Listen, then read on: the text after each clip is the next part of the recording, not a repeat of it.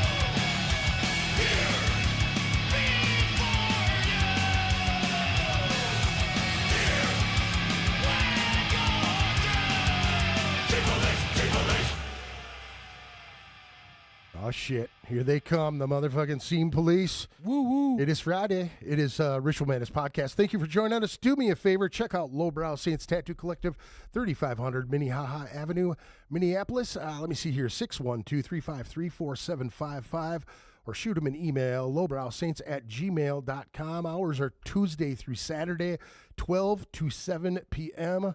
If you're looking to get some tattoo work, give Jason a call. He'll give you some great advice and all that other happy stuff. Do me a favor, check out the Shred Den downstairs from where we are right now, live in the Shred Den studios. If you're looking for some pointy guitars, they've got lots and lots and lots. How did your sale go, buddy? Went pretty good. Moved a couple of guitars, bunch of small stuff, accessories. Bunch of people brought stuff in for repair. So it was a successful weekend for sure. Badass, man. Very cool that you had a cool sale and got to shoot that information out for you. That was awesome. Lots of cool shit. Yeah, appreciate that. Monday through Friday, 5 p.m. to 8 p.m. Saturday, 11 a.m. to 5 p.m. 9100 85th Avenue North, Suite 100, Brooklyn Park, Minnesota. 763-350-2191, or hit them up on www.theshredden.net, Facebook, YouTube, Instagram, TikTok. They got your wife does all kinds of fucking videos, dude. She kicks ass. She does the videos, yeah. That's awesome. She does a lot of them. She kicks ass. Yeah, she's all right. Also, do me a favor and check out Narwhal Design Solutions, Justin Boney's design group here. They're new sponsor of ours. Justin did a design for us just recently. We're looking to get some T-shirts done. If you're looking for some designs, anything, man, he's done so much cool stuff for beers and weed drinks, and I mean, every band in town pretty much. the Shred Den logo. Yeah, did he? The Cannibal Carlson logo. Yeah, that's awesome. Oh, cool. Yeah, he's done a ton of stuff for he does great a lot work. of people, man, and he's a fantastic cat. Also, if you're so inclined to donate to the podcast, please do consider donating to the podcast. Just scan the QR code on your screen, and there's a tip amount for you. If you'd like to help the podcast to keep going, please just scan the QR code, and here we go. We got the guys in the Diehardcorps. How are you guys doing today? Doing good. Hanging out. Why don't we go around the table and tell me who you are and what you do in the band? You want me to start or Rob? Yeah. You're the singer. Either one. Vocalist, not singer. Oh, whatever. I wouldn't call it singing. That's my Well, that's true. My name is Josh. I'm the vocals, and I'm super happy to be here. I've been on before. It's a pleasure to be with the Hexagon, Mr. Chilton. It's been a long time, dude. Yeah, it has. Well, it's been 2 years, almost exactly, like by 2 days. That's crazy. Yeah, I shared it. It came up in my memories. I was like, wow, it's almost the same day. I know people were like saying, that's not the right date. It's like a Wednesday or some shit. Leave it to me to confuse everybody. But yeah, if you were here Wednesday, I'm sorry I wasn't. That's all right. They can watch some other stuff. Jess Carlson's, thanks, Greg. I do kick ass. Yes, you do. Thank you very much, Jess, for joining us as well. So just excited to be here with my bandmates and talk about all this exciting stuff we got coming up. Woo! All right. And I'm Limo. I play the bass. And that's pretty much what I do. Look, beautiful. Some background vocals. Play some bass. You I excel yell at in the those. background. Finger cymbals. Bring sex appeal. Yeah. That's what I said. Sexiness. Make it dude. sexy. Yep. Hell yeah. Oh, yeah. This is Brian. I play lead glockenspiel. Glockenspiel. And he may be a new voice and new presence to you if you're Welcome, man. familiar with the band. Sure. Welcome. Our former guitar player would not be wearing the same shirt. Well, that's true. That's true. Same pants, but not the same shirt. Same and no sleeves. Yeah, no sleeves, Yep. so it's beating it there, but that Yeah. Sabbath shirt, that wasn't going to go. That's right. That's right. I've had so many. He said back to me what I said to him. He's like, and don't give me that shit. There'd be no heavy metal without Black Sabbath either. I just started laughing. I'm like, I did say that. You know what I mean? He's just so adamant about it. You know what I mean? He's like, fuck Black Sabbath. Yeah, even the fact that Sammy loves Black Sabbath doesn't do anything for him. No, Wow. not at all. It's sad. But I turned him on to that Bloodbath, Nightmares Made Flesh. Yeah. Like for the first time he ever heard it, like just a year ago. Ooh, boy. I'm like, dude, you've never heard this before? And I played Eaton for him, and he was like, dude, that shit rocks. I was like, And then like a week later, he goes, dude, thanks for turning me on to that. It's really good.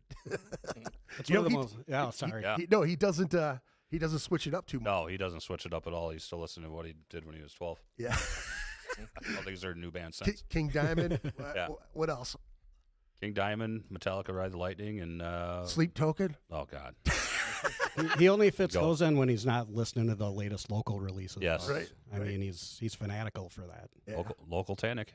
Yep. Yeah, that's it. Regional Tannic is what I call him nowadays. You know what I mean? Yep. And Rob, I just beat on the low strings. that's it. Yeah, I don't go up past the 12th fret. Just hit them real hard. Yep. So how did this group come to be? How'd you guys? Well, the co-founder Jay unfortunately couldn't make it tonight. The drummer, Hey, Jay. Hey, Jay. What up, Jay? Hey, Jay. We've been playing in Rips in Order together since like 2000, and Jamie moved to Florida, whatever. So it became more of a recording project back and forth. Right. So Jay and I are kind of rehearsing by ourselves. Like, fuck, it'd be nice if we actually had a band going, you know. So I was like, well, if we want to start something, let's make it a little more thrashier than the Rips in Order stuff. But I wanted to make it like, you know, riffs that we'd write when we were like 14 years old. Sure. Not, you know, I think super- you guys successfully did that. Yes, for sure. So, and then just went from there. He brought in Josh. I recommended Limo, and then Tannic, and then it came together pretty quick. I think within a year, I think we already had the album wrote, right? So, I mean, Yeah, it was- real quick. But that's pretty much it. Nice and simple, and it was fast. It was weird. Pretty funny. I had hit Jay up like 3 months previous to hearing about this to ask him to start something. Yeah. And so he was like, hold on, there may be something. All right. And then here it comes. I was like blown away. I was really excited about this project, and I think it's just kicking more ass than I even thought it would. Yeah. Yeah. That's awesome, dude. I went through one of the songs we're going to play later, the Gut Check song, and I was pulling riffs. I was going through it, and it's so hard to take a section out of that shit because it just crunches all over the place, dude. Thanks. You know? It's one of my Yeah. favorites. Yeah. It's very old school, man. Yes. I dig That was that the a goal. lot. So those riffs going back to high school or whatever, Yep. you successfully did that shit. Yep. It definitely it panned out that way. So Yeah. how did you end up catching up with these guys? I don't know. Well, Josh basically, it's Josh's fault. yeah, me and this dude go back to junior high. Yeah. No doubt, huh? Yeah. Even earlier actually, because we were Oh, had to do that pen pal thing. when well, that we was were junior fifth. high, I think. No, Wasn't that it? Was it that grade was- school? That was grade school, dude. Wait, Oh, wow. wait. What are you talking about now? There's a pen pal thing? What? Yeah. we Between had our to- opposing junior highs, it was John. No, it was Or elementary. dude. elementary, Yeah, okay. Oakdale. You're at Oakdale, And what one were you at? Eagle Point, Okay. and that Yeah, was we basically the randomly same got year. each other as pen pals Yeah, between we- schools. So we And- had to write these letters back and forth. Yeah. Yeah, I like this and I like that. Da da da. Right. And then after that, we didn't hang out. We never talked. And then like 2 years later, we were in middle school. Now hold on a second. We got to back up for a second because that's just fucking crazy. Because you know what I mean? It's like kids these days they get what Snapchat. They got all these other fucking little things to go back and forth. You guys were like the OGs, man, with the sending letters back and forth and shit. Like, hey, dude, I made this Metallica. Yep. Did you guys like tell each other that you like metal and shit? How did that Yeah. all run down? I remember it, 7th grade, dude, at John Glenn. And you were, it was Rush and Motley Crue, I think, was the first things we were talking about. Cool. I remember in math class. I don't remember that specific conversation, but that sounds about right. I don't remember much either, just that. It was Rush and Motley Crue. But yeah, then our evolution of discovering metal began together and went through some really cool years of that shit. That's the coolest shit ever, man. That was one of my favorite things as a kid, finding cool groups and passing them to your homies. Like, dude, you got to hear this, or making. And I know you probably did this too, like the mixtape thing. Oh, where yeah, you take big time, yeah. one killer Exodus tune and one killer Overkill tune, and you know what I mean, and go to a party, slam that thing into a deal. I remember doing that, and people going, hold on, I'm going to grab my double cassette. And then they'd dub it, and then it'd go from spot to spot. You know what I mean? That was Absolutely. great, dude. The tape trading, Dan Dittmer Yep. was on last week, and we were talking about that Yep. tape trading thing and how, and I know you did a ton of that shit too, Jim, Oh, yeah, back big in the time. day. I've always been obsessed and fascinated with demos and stuff. Right. Trying to catch the cool band before they get signed and Right. looking for the stuff that got lost in the cracks. And also, it's a chance to hear a band with a lesser budget usually, and you hear more of an honest performance and all the studio trickery. Right. So I've always enjoyed that aspect of it. But You'll you still mean you make hear a- the soul of it? what's that? You hear the soul of it? Yeah. And obviously at the point where you're doing a demo, you're really pouring your heart into it too, Right. because you're trying to get to that next level. Right. So they're usually impassioned recordings. Sorry about that, Limo. What'd you say, buddy? Well, I was just going to mention, Josh will still make you a mixtape if you want. Made me a He did. mixtape 2 years ago. Well, CDR. Yeah, you Well, sent me a CDR, CD yeah. too. I got one of those CDs. I got one with a bunch of Faith No More stuff or Mike Oh, Patton stuff. kick ass. Yeah. Yep. Yeah, that's Awesome, crazy. man. Yeah. We got a bunch of people chiming in the chat. Nate says, "Love you guys. Fuck Sabbath. Priest created metal. It's okay that you're all wrong." Dan Dittmer, thank you. Hey Dan, I don't know if you can see my shirt or not, but I got the Diehardcorps shirt on. Yes. Tonight. Dan said, "Did Rob bring you any barbecue ribs?" Question mark. No. Jess says, "I love this band." Steel Corner says, Steel Corner 27 says, "Super grip." Yeah, there we go. Here goes Jim Osborne. Hey, Tannic, want to start a parody? This band will be called Diehard Cop and Diehard Cop and sing about John McClane. That's pretty good. Of course, yeah, yep. There we go. That's what Nate just said too. Yippee ki bro. I love it. All right, we got craziness in the chat already. I love Awesome. it. It's great. It's great. Yeah, I got to put up a post and encourage some people to get in there too. Yeah, there's a bunch of folks in there talking trash right now. It's awesome. Awesome. Bring it. Now, so We'll write a song about you. Yes. tell me what the Scene Police is about. That was the first tune that we heard. Yeah. Is it as awesome as I think it is? I don't even know how the name came about, but somebody said it, and so here's how all the songs are named, right? Yeah. Somebody says something stupid in practice, and I say, "Josh, that's a song title. Write a song about it." And then I write a riff. That's literally how our song titles Yeah. pretty much all come Pretty about. Punching God in the face. I think Jay said, "Oh, it sounds like it's punching God in the face." I said, "That's the name of the song now." Yep. Yep. Next week I have And the then- lyrics going. There we go. Well, dude, isn't that normally how us guys do it? We'll do the working name. Yeah. And the working name sometimes even stays after the singer will name it or whatever. You know what I mean? Yeah, all of our working names stick. We don't want to put that extra thought into anything. Frustratingly so. It's the worst when you're trying to introduce a song all enthused on stage and then the guitar players look at each other like, Which one's that? how's this one go? Do you go back to the working title? Or I mean, you know what I mean? I refuse the working. There's been a couple where it's actually transformed into what I actually wrote, I think, but no, I don't get hooked on those working titles. Uh-oh. Somebody's in here saying Scene Police, name names. Josh Kellerman, That's right. Oh, there we go. Aaron Right Lehman here. Timon, There we go. Jay Fornes, There you go. Bob Carlson, Brian Holtzkamp. There you That's go. the Scene Police. It Yeah. is. Listen to the song. Goddamn liar. That's the Scene Police. I've got seniority and I don't pose. That's awesome. That's right. Respect my authority. There you go. Is that some lyrics from that shit? Yep. That's awesome. Oh yeah. It's How did you devise those, putting it together? well, originally I was ripping on scene police type people, and Do explain, because I don't think people really understand all the way. man, I don't want to get on some tirade that's going to get me in trouble, but I just have not grown up being the most PC individual, and I've always enjoyed the freedom of expression for everybody. Hence why we do what we do or what we did. Exactly. You know Yeah. And so this whole clamping down, like this type of person, they'll say it's Nazis, but it's anybody who is not leaning in the same direction they are, or Yeah. at least accepting of it. Right. Which is, usually to the extreme left. Mhm.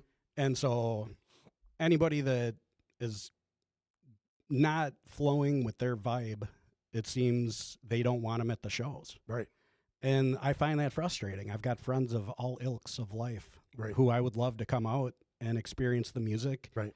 And meet people who have different ideologies than yours. Sure. And have an open-minded discussion. I've discovered so many different ideologies and ways of thought through the music that I've listened to. Right. And through meeting people at shows. People that, maybe we wouldn't get along that great trying to hang out every day, but you can have a fascinating conversation if you're level-headed and civil. Yeah. And that's what I'm going for, is the civility here. Like, That's the problem, though, man. Nobody's level-headed or civil. Well, here's the thing, though, and I know we've all said this, that social media is a plague, dude. You know what I'm saying? Like it's a place for everybody to jump on everybody else. You know what I mean? Where I've sat with the guys from Simothwa at a bar talking about Kyle Rittenhouse. You know what I'm saying? And I stopped mid-conversation, and I'm just looking around. I'm like, fuck, I guess I better watch my mouth. And he's like, that's bullshit. You know what I mean? Like, you should be able to say what the fuck you want to say without 20 people jumping down your throat.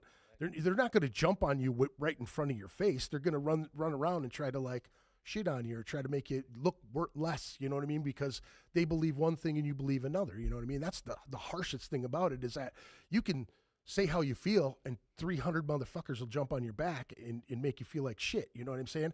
I said something about trans shit just the other day, and like 20 other people were like, yeah, but if they're pushing it in their schools and doing it, it's like, dude, it's not a political fucking thing. What I'm saying is, if you don't have at least, you know, courtesy to say, okay, you live your life the way you want to live your life.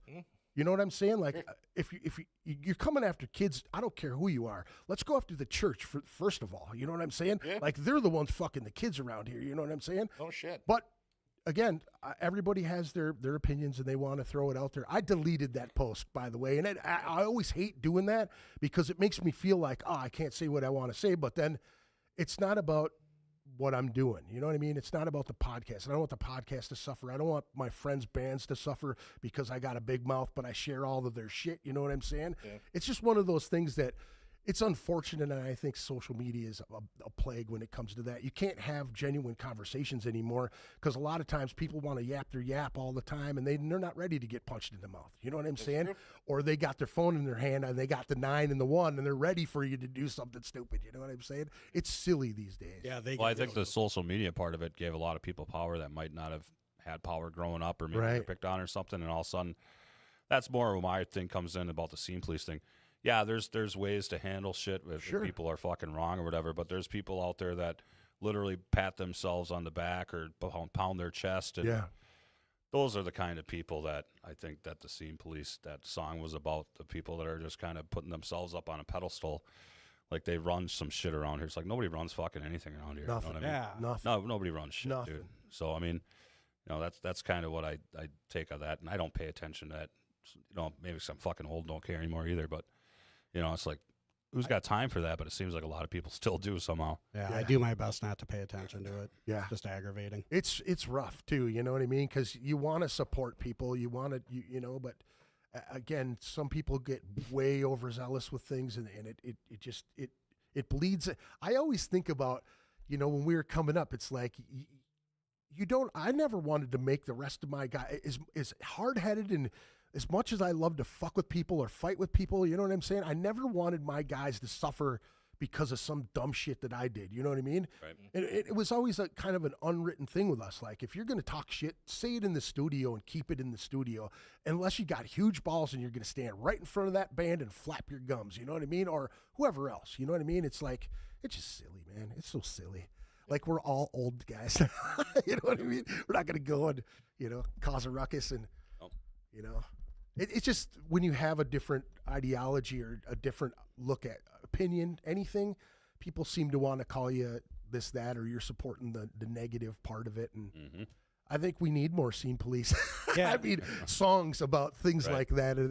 But dude, you've done that same thing forever when we were kids, man. You always wrote about the things that were going on around you. You were like you were one of my favorite lyricists when it came to that shit too, because Dude, that means because a we'd lot. see each other's lyric pages laying all over at Tony's Yeah. place. You know what I mean? When we were Absolutely, kids, you dude. know? Fluid-ridden corpse. Still love that song That's so much. crazy, dude. I had Anthony Columbus hit me up the other day and, dude, where are those DAT tapes? You guys still have those? And I'm like, dude, I have no idea. He's like, I'd like to remix those. That'd be nice. So 'cause, sick to hear him do that. Gosh, did you ever show him the lyrics for Bitch Fuck? I mean, that was a classic. That one God. for me was, I still remember the lyrics, man. That was amongst my first hit songs. Yeah, yeah. I got in trouble for copying it on the school copier, Oh shit. and so they called my mom in and showed it to her. It's yeah, named bitch fuck. You can imagine. What'd your mom say? Did you get scolded? Did you? Yeah, she wasn't happy. She Was she took like, it in "Just don't-" stride though. She always knew that I was on my own vibe, and she was pretty supportive of it. That's awesome. Not necessarily the She was obscenity supportive aspect. of Bitch Fuck. It was awesome. No, not of that. That would be putting her down a little bit to be accepting of that. I think you're like early high school aged kid. That's when it was, right? Like Yeah. 8th, 9th grade, something like that. We just wrote some super obscene shit. Yeah, I photocopied my middle finger, and then I typed in the library the words to bitch fuck on top of it and started making copies. You know, I was just playing with a copier. It was Yeah. a new thing to me. Yeah. Pretty new at the time anyway. Yeah. And funny enough to think about. Yeah. Yeah. How many flyers did you make with that copier? I don't remember, but they got confiscated, and yeah, I was up Schitt's Creek. Yeah. But yeah, it's like you got zits on your cunt, you motherfucking runt. You got hair on your face, and your tits shaking a frantic pace. Bitch, fuck. Bitch, fuck. You're as ugly as a burnt penis. I fucked you, but luckily no one's seen us. That's amazing. Yeah, That's amazing, dude. yeah. That was some of the first gems that came out of my mind. Fun stuff, man. Oh yeah, absolutely, dude. Well, I like the Scene Police. That song rips. Thanks. Absolutely rips. Yeah, I'm a big fan of that one. I love the message is great. I thought it was when I got handed that title, I couldn't have been more excited. Yeah. And I like how it came out, and the riff, the music, the solos, everything is just super badass. Yeah, yeah. I like the chorus. I'm gonna tell. It's just so Oh yeah, I'm gonna tell. that's like the perfect line. Oh man, caught in the act of thinking for yourself while you're busted. I'm gonna tell. That shows the like maturity level of being a Scene Police type. You know, Right. I'm gonna tell. Right. I'm gonna tell. Everybody's gonna not like you because I'm gonna tell. Yep. It's like I've been guilty myself, dude. I ain't gonna lie, man. I got my badge somewhere. oh yeah, we probably all have. I mean, there's people we don't want around, but Right. you know, not based on a political affiliation or anything like. Right. No, like if they're just a piece of shit scum and whatever, then get them the fuck out of here because we want everybody treated well in our scene, and usually that's the case. So that kind of policing is good, but ideology policing, no. Yeah. It's just too much, man. You know what I mean? Absolutely. Let people think what they want to think. If like the more focus you put on like, oh, this, it's like beat into people's heads, Right. and you're making it into more something than it actually would be if you would just let people talk the way they want to talk, and then you could go, oh, that guy's a fucking idiot. Yeah. By the way, I'm having a hard time swearing, I'm realizing, because I usually can't Yeah. casually Yeah, do it yeah, on yeah, mic. yeah, yeah. So I'm like, Yeah. but yeah, I'm not on the fucking root of all evil, am I? You can do what you like, sir. Not that always stops No, me no. anyway. Yeah, yeah. Do you guys still have to do the fucking explanation? Like, Yes. it's late night. Yep. It happens. Yep. And the last show Don't we sue did, us. our last show was all gore grind and stuff, so Yeah. we really had to play it. Oh my God, we got sick. Yeah. It was good shit, man. Yeah, dude. I caught like different sets. I started the meltdown, and then I'm asking where everybody is. Oh, they got this slot. They got this slot. I didn't know that which slot you guys were, and I'm in the Discord. Just, dude, I swear to God, I went in there last week. Skipped the week before that, but the week before that, I can't remember the dude's name, but he played like 9 tunes total of shit that I caught the vibe. I think it was Matt the Bridge Troll. Yep. Yep. He was talking about you had a bunch of requests. Dude, I was just all of a sudden I caught the wave. I was drinking beers and I was listening to what he's playing. All of a sudden all these old bands started popping up in my head, and dude was like one out. He'd play like 3, and then I'd go, yeah, you should play a little bit of this, and then like he'd play a few more songs, and then he'd play another one. It was fucking great. I absolutely loved it. It was so cool to be like part of the whole deal. You know what I mean? Like, yeah, it's like the chat and your Yeah. thing. It's super cool to have those chats interactive with the yeah. show. I love that they interact with themselves, each other too. You know what I mean? Everybody's giving each other shit. Definitely. We don't have any scene police arriving in there yet. Not ready yet. to arrest me when I leave. Not yet. Let me see here. Josh, tell us about youth camp. Just kidding. Yeah, I was about to say. I don't have much to say. I didn't go. So I want to ask you guys, what are you guys listening to these days? What's some of the, I don't know, say 5 bands you've been listening to, that's been popping up? Damn, start on Rob's side. I got to think a little bit. Go ahead. Go to the new guy. What's the new guy? I don't even know what the new guy listens to. What have you been jamming out to, Bri? I don't know. I listen to a lot of different stuff, but well, you turned me on recently. I mean, I know they've been around a while, but I hadn't heard them. Archspire. Oh yeah. Oh yeah, they're sick. That's like wow, like They're super technical, Yeah. right? That shit's just like, So fast. yeah. and the Fuck All. I think I pretty much Fuck All is on my rotation every day. That's Bahouden's band, right? Yeah. Yep. Awesome stuff there. Yeah, I don't know. I listen. I'm mostly retro, so it's hard. Like I listen to a lot of Hendrix too. and when I'm preparing for our show, I'm always listening to that. So like for a month, I was listening to nothing but gore grind. Oh, okay. So now things sound weird. I'm so used to, fucking disgorge and oh my god, it was. I haven't listened to Devourment for a long time, and I forgot just how sick those guys were, man. The drummer, he does those snare rolls like in the middle of the beat. It's just sick. I love that. Super fucking fast. Yeah, really cool shit. I think they pretty much started Slam, didn't they?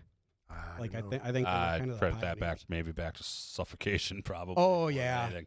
yeah, that's true. They started the whole slam riff in every song kind of thing, the and then breakdowns. Oh yeah. Yep, you're right. You're right. You go to Milwaukee Metal Fest this year? I didn't go this year. No, the Meltdown was on the same weekend. Gotcha. And I don't know. I was thinking about going just for Friday, but I didn't feel up to it. Yeah. Wanted to see that SOD tribute. That would have Right. been sick. Did you watch that Billy Milano interview with Texas Rob? No. Did you watch saw it? that. Oh yeah. You saw it? Yeah, I saw Oh my! Did you get a chance to see it? I think I heard something from Oh my God, dude! Billy's not a fan. Yeah, he's not a fucking fan. He was calling. What did he call Charlie? A Charlie. woman, a little Charlie- woman, a little woman. Charlie's a woman. He yeah. called him Charlize. God, then he started calling him Cersei. He's going Cersei Billet, Yep. some shit, dude. He was fucking that dude's name up, dude. He was like, he's a bitch. He's nothing but a bitch. Billy Milano is absolutely hilarious. Yeah. If He is, man. Dude, being around that guy, like, man, we played a show with at they played First Avenue. It was MOD and fucking God damn it, Joey Belladonna's solo deal. Where he was wow. playing drums. And I think Vital Remains played that one. Glenn Benton was singing for Vital Remains at First Avenue. I think it was like 04 or some shit like that. Yeah, But, but a good one there. Hanging out with those cats, and the guitar player from Heathen was playing with Billy Milano. Oh wow. And he was telling on stage about how he got assigned to a German label, and he sent them SWAT stickers. And he's like, yeah, fuck them motherfuckers. He's like, you don't get it? SWAT stickers. I sent them SWAT stickers. And he's fucking saying it in his Brooklyn voice. It was hilarious, dude. But That's awesome. in that interview, he's talking about the Metallica guys and how he had to save their asses because everybody wanted to beat him up in the club and shit. You guys see that Megadeth, the Dave Mustaine? Did you watch it? It's 3 hours. I watched part of it. I didn't get through the whole thing yet. It took me like I'll 2 probably watch days. most of it tomorrow morning when I get up. Yeah. Yeah, it's pretty rad. Did you guys catch any of that shit? No, I didn't know about that. He talks about punching James Hetfield in the mouth. That's pretty sweet. Yeah, you sent me the link to that, and I was like, Sean Ryan and Dave Mustaine, this is odd. Yeah. Because he's usually doing like a lot of military and stuff. Yep. It's like, okay. So, but yeah, I started watching it. So far, it started all good. But yeah, the only thing I didn't like is, of course, everybody starts out with the same interview that's been happening for 30 years with Dave Mustaine. Right. It's like, okay, Right. can we just skip this Right. part and get to like something a little more mid and current? But, Well, yeah. they dodged the Metallica shit at first. You know, he wanted in there. to It's in talk there. about. I know he. Oh, yeah, but it like took the- a while. yeah, you yeah, know, yeah. and he's like, okay, well, we want to go back, and he kept talking about like, what was it, Panic? Yep. Just talking about Panic, his first band, and then like they skipped the whole Metallica thing, and then they went Yeah. right into Megadeth. Right. And I was like, okay, so he's just gonna. That's cool. You know, Yeah. we've all heard it before. You know, I was like, he's gonna skip it, and then he came in guns blazing, dude, just Wow. talking shit, dude. He was basically just said Lars sucks. He's like, Lars sucks. We were gonna kick him out anyway, and then it turned out I got kicked out. That's funny. He's talking about Ron McGovney standing up to because him and James were going after each other. Ron McGovney got in between them and said, if you attack him, you got to attack me first. And then James flipped it and said, if you attack Ron, you got to attack me. And he goes, all right, here you go. Wham, let him have one. Wow. Yeah, dude, it's a great story, man. I was sitting there just going, yeah. So you haven't got to the part where he's talking about the band he played with, I think in India or some weird shit. Mm-mm. Nope. So he says the name and he says Deicide, but he says it really weird, like Diacide, right? Yeah. A totally different band. But I'm listening and he goes, yeah, the guy's a Satanist. Yeah, he killed 2 people. And I'm going, the fuck is he talking about? And I actually reddit it, and there's the guy from Dissension or Dissection or some shit. Yeah. Killed 2 people and did like 10 years in prison. Yeah. And they played a show together. And Dave talks about that guy saying that he's like his mortal enemy. And I said, that dude, I think the dude's dead now. Yeah, he killed himself. Yeah. Yeah, John Nodvite. Yeah, he was talking about witchcraft, and that dude's name came up, and they kind of went. he didn't say the guy's name, and he butchered the band. It wasn't even, he said Deicide, but he said it really weird. Right. Yeah, so I was like, no fucking way is he talking about Glenn. Like, you're lying, dude. He didn't kill nobody. It's a weird band to get hung up on too, because they're like not like your usual Satanism. They're anti-cosmic. They want the whole everything to implode into primordial chaos again. So it's not like devil worship so much as anything. But Dissection rules, man. Yeah. They could give Megadeth a run for their money. They can play pretty mean. They probably don't have as much backing as fucking Megadeth. No. I'm just saying, like, riff for riff and Yeah, the intricacy and stuff. Yeah. Like, that stuff was pretty cool. Yeah, he drops all of the songs that he had part writing in it. Yeah. Like all of them. And he's going, they made all this money off of me and they didn't pay me. And like, he just fucking shits all over him, dude. It's He's getting checks now. He's admitted that before. right. Yeah. But he's making a living off Metallica money still. It's funny. It reminds me of like the fucking Eazy-E, Oh, yeah, the Dr. NWA Dre. thing where the dude's like, they're shitting on each other. And dude's Yep. like, yeah, keep talking because Yep. I'm still got your shit and I'm getting all your royalties, you know? Yep. That's great. No doubt. How Payday crazy. only means easy payday. Right. Can I take a total 180 because this just made me think of a question that I want to ask you guys? Yeah. All right. You know, Vanilla Ice ripped off Under Pressure, right? Yeah. I had never heard of Under Pressure before Vanilla Ice, and now it's everywhere. Do you think Vanilla Ice made that song blow up into more than what it was previously? Absolutely. No. No? Absolutely. For sure. Absolutely, dude. Man, I think so. Absolutely. What about you guys? Yeah, any take on that? Did Vanilla Ice boost up like how popular Under Pressure is as a song? Vanilla don't know. Ice is irrelevant to me. Man. I don't know. And that's talking about Agreed. Christine. Stop what you're doing. Vanilla Or Ice. no, that's the wrong song. well. Here's the thing, though. It's like I get that being irrelevant, but if you look at the culture of it all, like at that specific time, that was one of the hottest songs fucking ever. You know So what are I'm you saying P Diddy is the one that made every step you take, or No, but from- that was already huge. I'm saying Under Pressure was wasn't. huge too? But What are you I would talking I about? would Yeah, say Under I Pressure grew up was- with parents that listened to Queen. I and would shit. say- that was Yeah. huge already. Really? I Maybe, would say oh, God. I I would had never say heard that. I would say that Yeah. it probably did a little bit.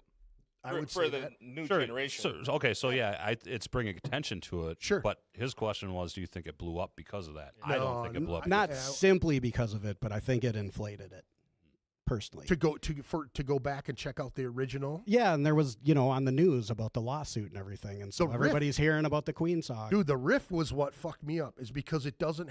They just snipped a little different piece tail. out. Yeah, Yep. that's it. It just snipped a little bit of it out, and that's why it fascinated me. Right. I wanted to go back and hear the real. What riff. about all the younger people that it resonated with because they didn't know they had heard that before in their parents' house? Yeah, Right. True. So True. that Yeah. could have made that song more popular too because it was Right. already an earworm. Right. It could be. Did- It's just something that I thought of that I thought maybe is there something to this? Maybe not, So did he give Queen credit for that riff? He Or- got sued. No, he got sued. 'cause Yeah, he didn't got like that. sued like So a he motherfucker. they didn't give him any credit because he's changed it a little bit. The tail was a little bit different, Mhm. and he didn't give him any credit. Well, I it's would like- have to say no then, that it wouldn't give it. It brought Any it into kind of so boost many is what you're people's saying? minds, though. But he didn't even give him credit for it. Right. Yeah, but everybody found out when it was on the news for the lawsuit. Yeah. And And it was on the news for the lawsuit because everybody knew the riff already because it's a Queen's riff. right. I guess. So you're going backwards. But again. I listen to like KQ all the time. That's what I'll say. And I hadn't heard it before I heard Vanilla Ice. Like when I was getting into music, Right. and stuck with the radio. So it wasn't like in the KQ playlist when I was listening. Right. Oh yeah, it wasn't a But- huge hit, but I mean I think it was a minor hit. Because now remember it's a hearing huge it. hit. Yeah. You know what I think is hilarious is the Post Malone thing with Ozzy, and all the younger people were like, "Oh, it's so nice of him to make this old guy famous again," or like famous. You know what I mean? And I'm just going, "Wow." Yeah, Paul McCartney did a song with somebody too a few years ago. They said, "Who's this Paul McCartney guy?" Hilarious, He's okay. dude. I don't know, like an icon, like pure fucking rock and roll icon. You know what I mean? Like, holy shit, Mhm. that's crazy. So we didn't get anybody's listenings. What have you guys been listening to? You said I've been listening to a lot of Mastodon, Yeah. Decapitated, Slayer. Just going back Nevermore. Yeah. And I'm so pumped that Nevermore is getting back together. who's singing for Nevermore? Did they release that yet? No, Or they still haven't. looking? No, they haven't. How'd you like to be the guy filling those shoes? Sorry, man. Well, big shoes. Jesus. Those are huge shoes, dude. Yeah, World Oh, Bane. yeah. Yeah, that's a crazy vocal style right there. Yeah. Some would say Nobody else sounds irreplaceable, like man. them, Really? Let's see what somebody can do. Yeah. Right. It'd be nice if Loomis called Pat O'Brien back, though, because I think Pat's being wasted next order. Wasted in X order, is that what you said? Yeah, his talents are being wasted in that. Really? Oh, you don't think? Come on. I haven't seen him. I'm about to see No, him. I'm just saying that. I mean, I like X Order. Don't get me wrong. But Right. that style of music compared to Pat O'Brien's capabilities is. Interesting. I A don't step know enough down, you about think? it, Huh? Step down, you think? Oh yeah, I think so. For as capable as that guy is, if you ever watch him play live when he was with Cannibal Corpse and all the shit he was writing for them on Bloodthirst and stuff, dude. Yeah. You know, and then he played with Loomis and Nevermore. Right. You know, some technical fucking shit there too. Oh, yeah. So Wild. yeah, Yeah, it's weird being in Nevermore and Cannibal Corpse. Quite a dichotomy there, yeah. right. Shows a flexibility that's pretty admirable. Yeah, no shit. But Yeah. true metalheads, you know, we can dig all the genres. There's good everywhere if you dig. Mm-hmm. And I then there's agree. garbage everywhere if you don't dig. Yeah. Lots of garbage out there. Oh, yeah. I used to get tons of it from different record labels all the fucking time. It would be ridiculous because you send your name out there and say, hey, I'm doing this with a podcast. I still get fucking hundreds of emails a day. Like I had to unsubscribe to a bunch of labels. And I mean, there's some good shit out there. There's a lot of cool stuff that you never hear of, man. And like all over the fucking universe. You know what I'm saying? How much time you got, though? Yeah. Like, I dig and dig and dig, and, I don't even touch a fraction of what's Right. out there. Right. I'd go, you know how it is, man. It's, I always kind of giggle because it's like, you're checking out, you want to play some of it on air. You know what I mean? There's so much of it though. Yep. And you go, 3, 4, 5 songs in a full album. You know what I mean? Yep. I'll give it a listen. If it doesn't punch me in the face right away, then I'm like, Yep. Move on.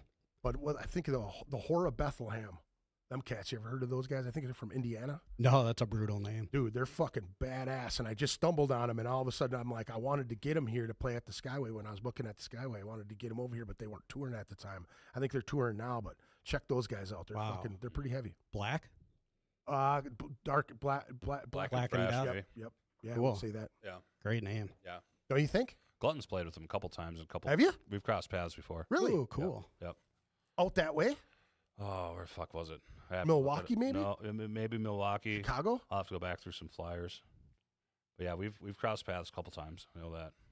Centinex? Have you ever heard of Centinex? I know there was an older version of it back in the day. Yeah, it rings a bell, but I can't place it. But there whether it- was one I would say 2014, I think, 15, 16, right around there. I had gotten just a random record sent to me. And you get them in like big sheets. So they'll have like everybody's rundown, their album cover, gives a little bio, all that other shit from all the labels, And I just hit that one and I was like, whoa, crazy thrashy shit. Really, Cool. really good. I think I kept that album. That was one of the ones that but there was so much black metal stuff that I just got rid of. I love black metal, what stands out, but so much of it is just the same. Mm-hmm. It's just shrill. Right. Nails on a chalkboard. Right. But Too the- much. The stuff I love. Yeah. What are some of the things that you like black metal style that you like? I like, of course, I like the first wave stuff, if you count that, the Bathory and Celtic Frost and whoever you'd put in there, Venom, Sodom for sure. But I like Would you Mayhem, consider Sodom, like older Sodom stuff like that? like the first EP for Really? sure. I mean, Blasphemer and Outbreak of Evil and stuff. That was totally, like, the style was copped by black metal and the vocal approach. Right. So I definitely put that in there. Probably only that one, but I consider them part of that realm of things. That's early shit there, man. Oh, yeah. Wicked stuff. But I like Mayhem a lot, like a real lot. They're one of my favorites. I listened to a couple songs on the way here, actually. And I mean, all that stuff from that era, Immortal and Emperor and Dark Throne, all that's really cool. But Mayhem is the big standout to me out of that. Yeah. But then and Dissection. Although with them, I didn't get super into them until they put out the album in 2006, I think it was, Reign Chaos, when he got out of prison. Yeah. And a lot of people bagged on that like their old stuff because it just kind of sounded more like melodic death metal as opposed to black metal, I think. And, Sure. But the songs are great and memorable and awesome. And so that I'm really huge on Dissection. And I like Watain a lot too. Yeah.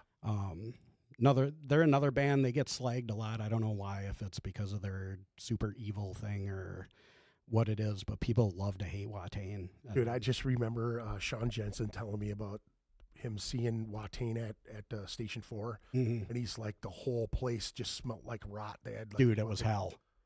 Were you at that show? Yep, right up front. Dude, he said it was fucking horrible. Oh God, it was almost unbearable, but it did add to the show. I mean, it was like you felt repulsed. Every fucking, every sense, you know what I'm saying? Like, they had just rotting shit everywhere, just right? rotting corpses. Yeah, some kind of animal. I don't even remember what it was, but Were you at the Metal Fest when Deicide threw that bag of guts out? No, I wasn't. Oh my God, that was the greatest thing ever, and it's lore. It's like the biggest lore ever. They went to a. Did you heard the whole story, right? About the whole thing? I know I've heard it, yeah, but I don't know if I know the whole thing. Well, they would do that. They would go. They ruined something in Florida that they got banned by a bunch of different venues down there. But the one place they got banned from was like a really like a artifact in the historical spot that they were at, and like they threw the fucking guts out, and the people were throwing it everywhere. And like so at the Metal Fest, they went to this fucking butcher. They got a bunch of guts. They put them in garbage bags, and they let it sit outside in the and I remember it being super fucking hot that whole summer, and it was like 90 degrees, and they let it go all day, dude. And they come out, and it was crazy because we're all in the pit, Yeah. And they come out and they got their fucking big spikes on and their motocross gear and shit. And he grabs that bag and he throws it into the fucking crowd, dude, and everybody rushed it. And it just, as soon as they shredded it open, it was pure rot guts, just nastiness, dude. You just seen everybody turn and go, "Ooh," like this, you know what I mean? Like fucking running away Holy from it. shit. Yeah, it Is was there horrible. video of that by any chance? There may be. That It'd would be just grainy be as shit. Sick. But it was Deicide and Morbid Angel back to back. Oh, God. Altars of Madness and that first Deicide. It was amazing. Yeah. Now, Rob, that's something I've never heard you get involved in at all. Are you not a huge fan of black metal at all? You just stay death and No. thrash? Punk, thrash, and death? Yeah, Just not something you've acquired a taste for? 0. What don't you like Really? about it? It sucks. There's a lot of different stuff, though. What No. makes it suck the most, though? All of it. Really? Yeah. Keyboards? Face paint, Oh. spikes, satanic peeler.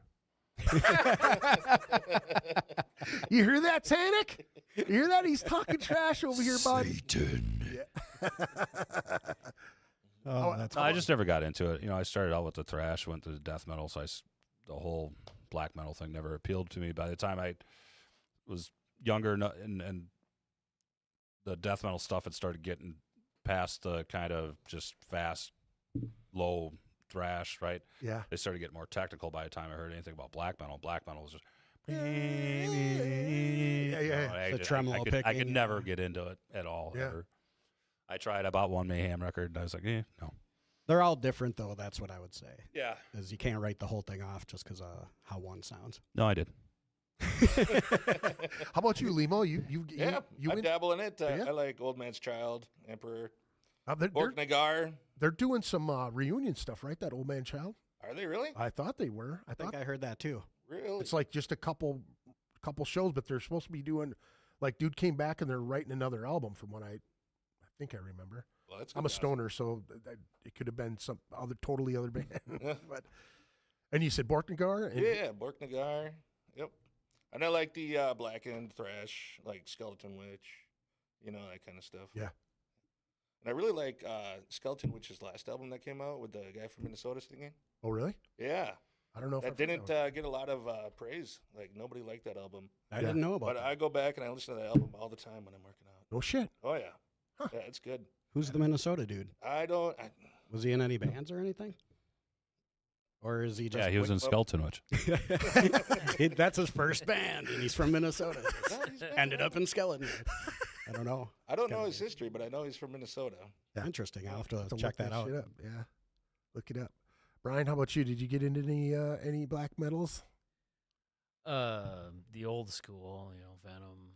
I think was. I mean, I never 80s really went stuff, yeah. much past Venom or Celtic Frost or or Possessed. I think. I mean, I don't even know the genres anymore. There's so many. It was all being invented back then, so it's Yeah, hard to I mean, all pigeonhole. That, you know what? I never really got into into Mayhem. There wasn't nothing that Yeah, I didn't stuck get out into to me really.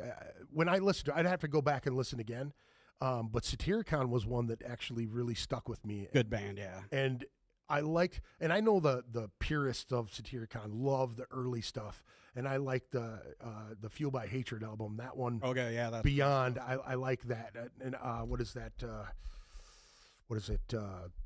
Now Diabolical. Now maybe? Diabolical is Yeah. the one that I really love because it has so many rock riffs. To It does. dude. It's not just you know what I mean. It just it swings, dude. You know what I mean? Yeah, they did something new when they were doing that Yeah. stuff. That was really cool. And Nemesis Divina, when That's they a were good one. pure black metal, that's a good one. wicked album. Yeah. Even what is the one after Now Diabolical? Nia. Thinking, I don't think I'll come up with it. I'll have to look it up, but that's actually a good album as well. Yeah, cool band. So when you guys, so you were saying you wanted to write riffs like the old days. Like was that the between you and Jay? Yeah, Jay. You know, that's I said if we do something, I want it to be fun, not necessarily SOD, but just a kind of a reference point of crossing over some punk into some thrash, some just silly lyrics, silly song titles. Right. I just wanted to make it fun and simple. I didn't want it to take it super serious. I didn't want this to be a serious band where it's hard to learn riffs and it's hard to have a good time. Right. You know? And so far it's been that, and it's been great. So Absolutely. that was kind of the whole point of doing it that way, and it's fun. I think we got lucky with the first album. Hopefully, the second album we can write some decent stuff too. We'll have to see, but I think we shall. Yeah. Are you in the process of putting things together for a second? yeah, album? we got. I mean, there's been some ideas that have gone back and forth. Nothing really finalized, but you know, there's definitely some skeletons out there back on the boards we can go through. So I think we can throw something together pretty quick. I think after we get through these 2 shows, it should be fairly quick. I think we can come up with another 8-10 songs, no problem. I got to say, dude, I really appreciate, like, out of all the people that in the scene, dude, you push through shit like fast. Like, you try to, like the old days, man. When we were kids, you'd see one band had released 2 albums a fucking year. You're doing like 2 or 3. You know what I mean? Like, you're busting it out. Trying. I was laughing today. I was talking to one of the Cummins guys, and he was like, he goes, "Oh, you have a podcast?" And I said, "Yeah, one of Rob's bands." And I'm like, I think what do you have, like 2 or 3 bands going right now? Just the 2. isn't Two, it? Just the 2, right? Just the 2 now. Yep. I had to think about that. Because of the Krog thing. That's what I was saying. I'm Because like, the Krog thing. Yep. Dude was like, how did the guy's got multiple? I'm like, he's always got something going. I was like, this dude doesn't burn his candle at 2 ends. He's got 3, dude. You know what I'm saying? Like, he's always got some shit going on, you know? Now, how, dude, I got to ask, how the fuck do you keep all of those riffs separate? I mean, I couldn't do it, man. Like, that's just. It's funny. There's actually a couple glutton riffs on the Diehardcorps album, so they're not Sweet. that separate. So it's just some of them run together? Like, I mean, No, I don't know, man. I have guitars that are all different tuning at home. Yeah. And whatever mood I'm in, that's the guitar I pick up. If I want to write thrash riffs, I'm picking up a guitar between Yeah. C and E. If I want to play death metal, I'm picking up guitars between B and A. It's all about the mood and attitude I'm in. And then, then I just write whatever, and then I'll bring it to practice. Or, a lot of times with the glutton now, I mean, most of that stuff we're writing together. I'm not even bringing riffs like we used to. But it's just all about a mood, man. Having guitars at different tunings and different settings, and right. that's how the shit just goes. And I don't talk a lot, you know that. So I just pick up my guitar when I'm pissed off and play some riffs or something. Or Right. if I'm in a good mood and there's nobody around, then I'll just pick up a guitar and play some riffs. Right. Now you kind of touched on it. You're like, you tune specific guitars to specific things. Yep. Now, how about rigs? Do you have different rigs? Yeah, absolutely. I use, you can't go wrong with a Marshall with the Gibson and Jackson if you're playing thrash, punk rock. You just can't. Here we go. So Tannic in the tone. Here we go. There's going to be tone talking here. And I then, know it. death metal, man, you can't beat, an Angle or 5150 Stealth or, some of those old Mesas. Yeah. There's definitely tones for tunings and settings and what you're going for your sound and your attack and all that stuff. What are your guitars that you're playing on with this thrash stuff? What are the ones you like? Playing my Gibsons, my Gibson Vs, and my Silverburst Gibson Les Paul. Pretty much I'm playing through this, just trying to keep it kind of old school, going through a Marshall full stack, man. Just that old 80s kind of tone. So It's working, dude. That shit sounds great. Yeah. So, I mean, the album was recorded. I think I used my Gibson Custom Black Beauty, and my Gibson V, and then through JCM 800, and then backed with Mesa Mark V. Nice. So that's the tone on that album. That's sick, man. I love when people can recite the shit that they got. You know what I Oh, mean? I It's know. like, dude, this is sick, man. And you kind of brush over it, like, yeah, you know, I got this guitar for that. I think I that's love so gear. awesome, dude. Thanks, I'm friends with Mikey Doling. He's been on the show, Mikey Doling from Snot, and he has that same thing, dude. He'll play specific things with specific bands. It's fucking awesome. I absolutely. Brian, what kind of rig you running? Well, I have a Harmony. Gorilla. Well, I don't really know because I got a lot of different shit at home, but I'm still kind of new to this, so I'm not sure what I'm going to play with it. But I have I got a PRS McCarty 594 that I really like. Then I have a Jackson Soloist. I have a Squire Stage Master from 2002, which I hot rodded up with some Seymour Duncans, and it's, for being a budget guitar, it's actually quite nice. It's got a decent Floyd on it, and I got a lot of other stuff at home, but I got a 72 Marshall bottom and a 76 Fender Super Twin. It's 180 watt. It's like it's a Ted Nugent amp basically from back in the day. Oh, you're gonna get canceled. Yeah, I'm gonna get. Uh-oh. It's obscenely loud. Woo woo. Yeah, and I love gear talk, but I don't want to bore. No, go people. please do, because there's other not gonna people. bore me. Yeah, all the people out there will totally. So now, older Marshall cabs, now the speakers vary all the way through all those years, right? Because I know Earl used to play really old Marshalls. He loved that sound. And I remember him talking about how he searched for specific things. But Howden said the same thing, too. Those guys had this weird thing that they were talking about way, way back in the day. I mean, Nick Miller was playing with them at that time. But Yep. it was one of those things where they would get into this, it all sound Japanese to me. But, like, how do you just have to fucking know what the models are, what you're going to find in them, or is it? Yeah, you typically by model you'll know like 800 is 80, 900 is 900s, 2000s, is 2000. So that's how Marshall did all their series, right? Before, for their cabinets. And then before that they had the checker grills and all that. So basically you got to go by serial number to figure out what year it is.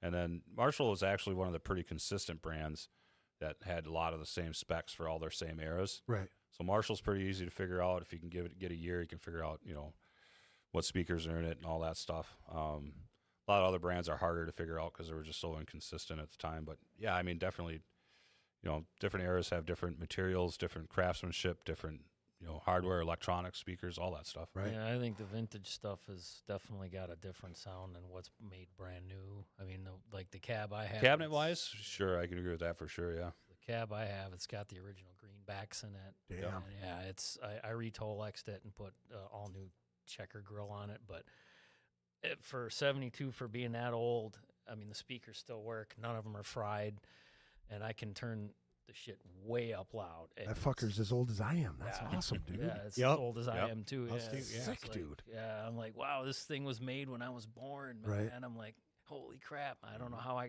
got it. I got it for a steal too. I think I paid like $200 for it. Damn. Yeah, it Nice. was- yeah. So. Damn. Yep. Now, Limo, how about you, buddy? Now you're primarily a guitar player. You're not. true. You're not a bass player. No, but I got an old PV combo amp that I got from Tori. He stopped by my house. The burger dude. Yeah. Tori Nelson. Yeah. And he gave it to me for like King Goro. $80 or something. Yeah, King Goro. Stopped by my house with an old PV combo amp. So I use that to practice at home. Yeah. And then I use Rob's rig for practicing and shows and stuff. So Right. I really don't have a bass rig. So isn't that rough that you got It's all rough to be in a band with Rob because You want to play bass? Sure, I guess I will. Oh. Don't worry, dude. I got you covered. What do you mean? Oh, this wall. This wall full of cool shit. Really? Yeah. Yeah. What now? What do you play? What are you smashing on? So I got an old bass. It's I got from Becky, my old bass player, and it's I'm having a brain fart. It's that Schecter, right? Yes, Schecter. Nice. Yeah, it does the trick. It sounds good. It plays nice. Yeah. I can make it sound good. Yeah, I like how it sounds. Yeah. how's the transition, riff wise, as far as like, I mean, you're going from guitar to bass. Yeah. So I'm learning to play with my fingers. So it's keeping me occupied. It's like learning a whole new instrument, a whole new animal. Yeah.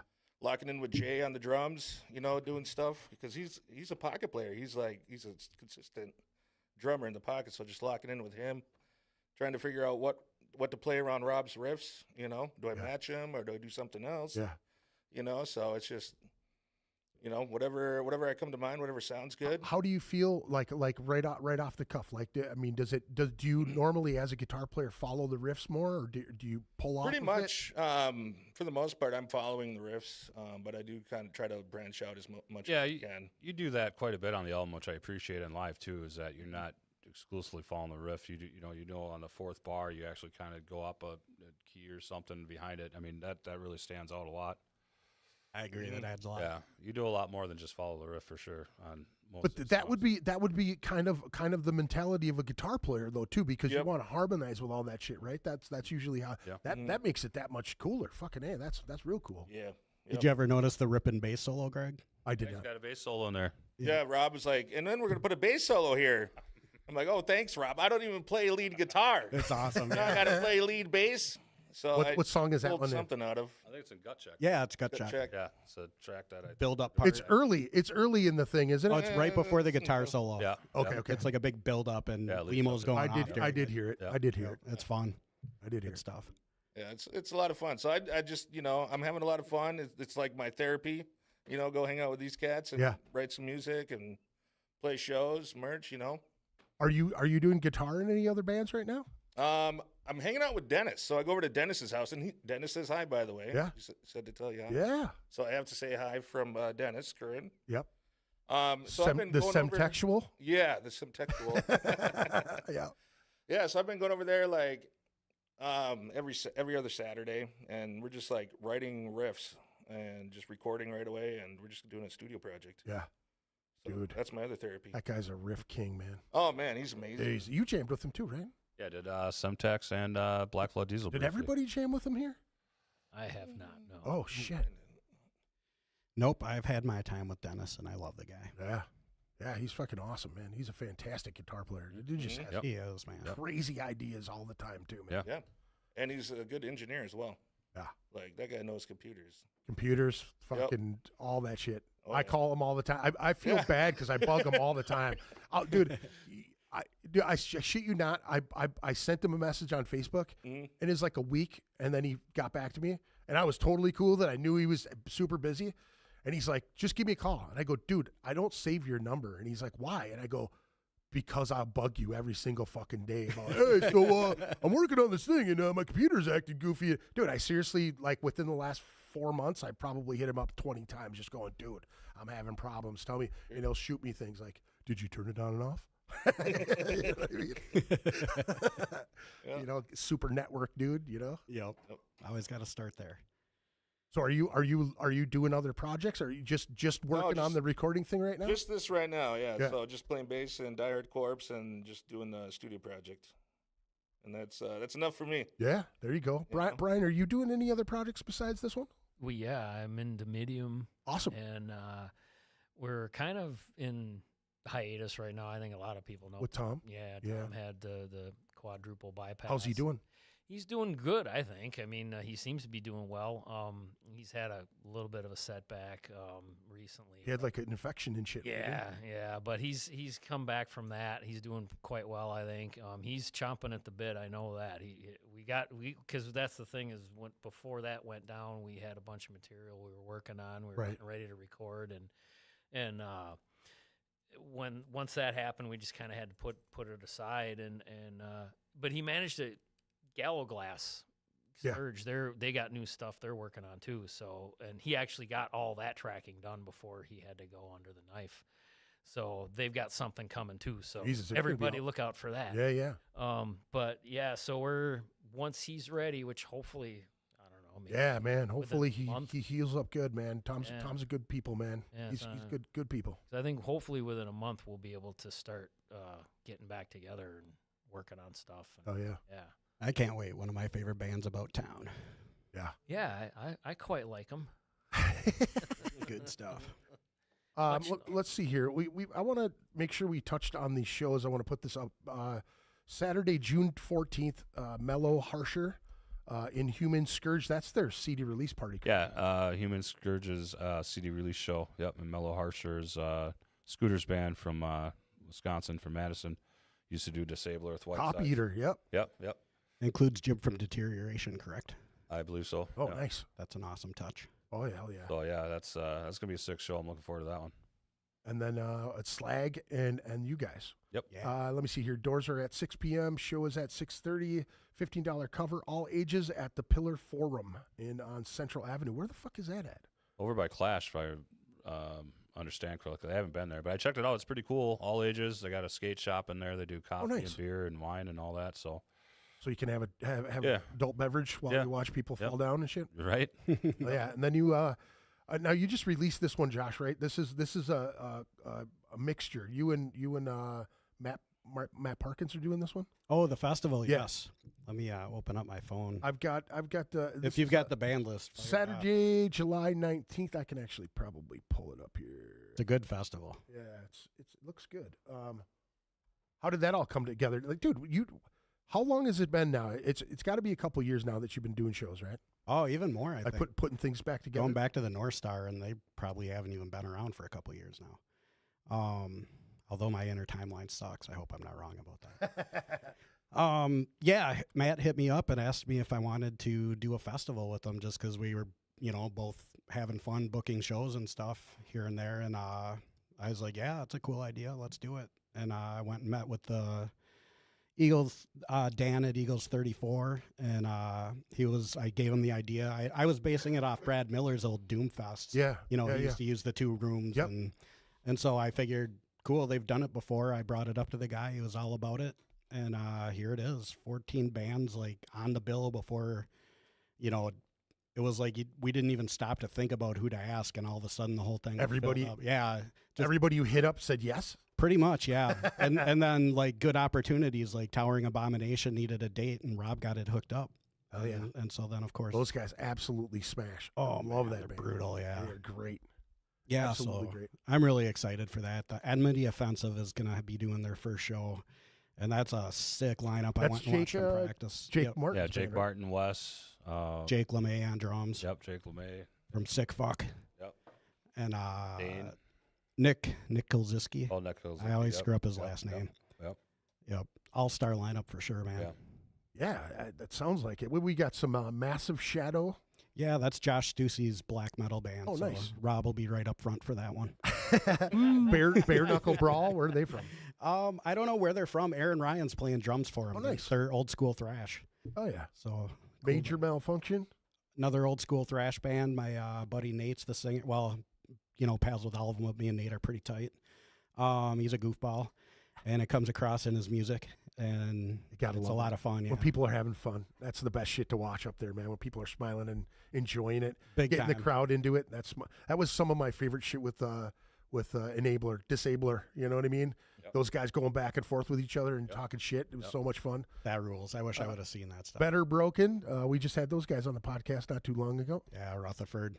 Good. Oh, good he stuff. he wasn't able to be on the podcast. Yeah, was he was sick. He just I- got sick like that week. I haven't listened to that one. How did it go without It was him? really good, man. Like everybody else got a chance to had talk for yeah, once. They had a blast, man. And Matt's good shit. You know what I Oh, mean? I love him, yeah. He was bummed out that he couldn't make it. He hasn't been on in a long time, so I'll probably have to set another one of those with those guys. Living Through Ghosts. They have a different singer too, right? Yeah, Felicia Ray, Nice. and I've heard him a few times now with her, and it just kills. So they're still doomy, right? Yeah, They didn't change the musical format. They just changed singers. 10-minute doom epics, and she's just wailing away on it. With she sang for I think it was Black Rainbow, Dio tribute band. Nice. And like she just does Dio's vocals perfect, and it doesn't sound like Dio. She's her own singer, but that just kind of tells you the range and power she's got behind her Nice. voice that she can do that stuff. Or you would even attempt that stuff. You know what I mean? That's some Oh, good shit, man. Yeah, she's quite a. So then you said the Anemone Offensive. That is Jake Martin and Wes' band, right? Yep. Oh yeah, we forgot Wes. I think maybe somebody else mentioned him. Yeah, you did, right? Okay, good. And then Only Time. Yep. I don't know a lot about them, except I found out Tom Tier drums for them. Oh, nice. They're buds of Matt's, and he got them on the bill, and I'm glad. Cool to have some diversity on there. Hell yeah. Defiled Sacrament. Yep. Awesome metalcore, blackened, whatever you'd want to call them. They fucking throw down though. Oh, man. they Those- do, man. That drummer, that Stephen Roman dude, that dude's just getting Oh. better and better and better each year, man. Yeah, and Chase is a vicious vocalist with a killer stage presence. Josh rules on guitar. Yeah. The whole band is really. What's the quiet guitar player's name? He's the dude that I'd never remember his fucking name, but he throws down too. He's just I one of know them it. dudes is like you don't need to know the fucker's name to just watch him just pound it out. I dude. can't think of his name either right now. I feel so bad. I've Exactly. talked to him before. He's a cool Well, hey, dude, you do a good job. Yeah. You know what I mean? Volsunga Saga, and that's Matt Parker's band, and Joey Joe. Yep. The Vikings. Yep, the Viking guys, and then Diehardcorps, and then Mechanical Farce. Mechanical Farce. Glutton for Punishment on that one. Yep. Double duty that night, huh, bud? Duty. Back You to could- back. Is yep. that just same rig, different guitars? I don't know. It depends on the stage situation. I don't know what the times or any of that. But is. just go off the top. How you feeling on that one? How does that usually work out if you're doing? I'd like to bring both rigs so I can have my tone for each band. Man, No reason not to. But this guy's I'm a maniac. backlined in one stage, Oh, there you go. so I don't know what the other stage is going to be backlined with. If it's going to be backlined with Marshalls, I guess Diehardcorps is going to play that stars, and then play the No, other side. we're back to back in the same room. There you go. So no, but if you want to Mater change cabins. out, change out. It's no Oh, big deal. Change out. Then some Frontal Assault. Where are those guys from? Iowa. I just saw that they just popped up on another flyer that I saw today. Yeah, they're on that tour with Casket Robbery and Gorgatron. That's it. Yeah. Yeah, they're killer thrash. I saw them at one of those Metal at the Babel things in Menominee, and they ripped it up. So I'm really excited to bring them up here. I have not been to the Mabel, but the way Dustin described it, those guys were totally painting Yeah. the picture that day. Yeah, where yeah. We had them on the podcast. Yep. Such cool guys, man. Oh, Holy they're shit. awesome. Yeah. Yeah. I've been in contact with those guys since that podcast. I've did some patches for them, and John is one of the coolest fucking dudes, man. And he's like really into the neighborhood there too. Oh, You yeah. know what I'm saying? Community. Like Yeah. he's all about the community in Yep. that place, man. And it's Yep. so fucking cool to see a guy like that comes in.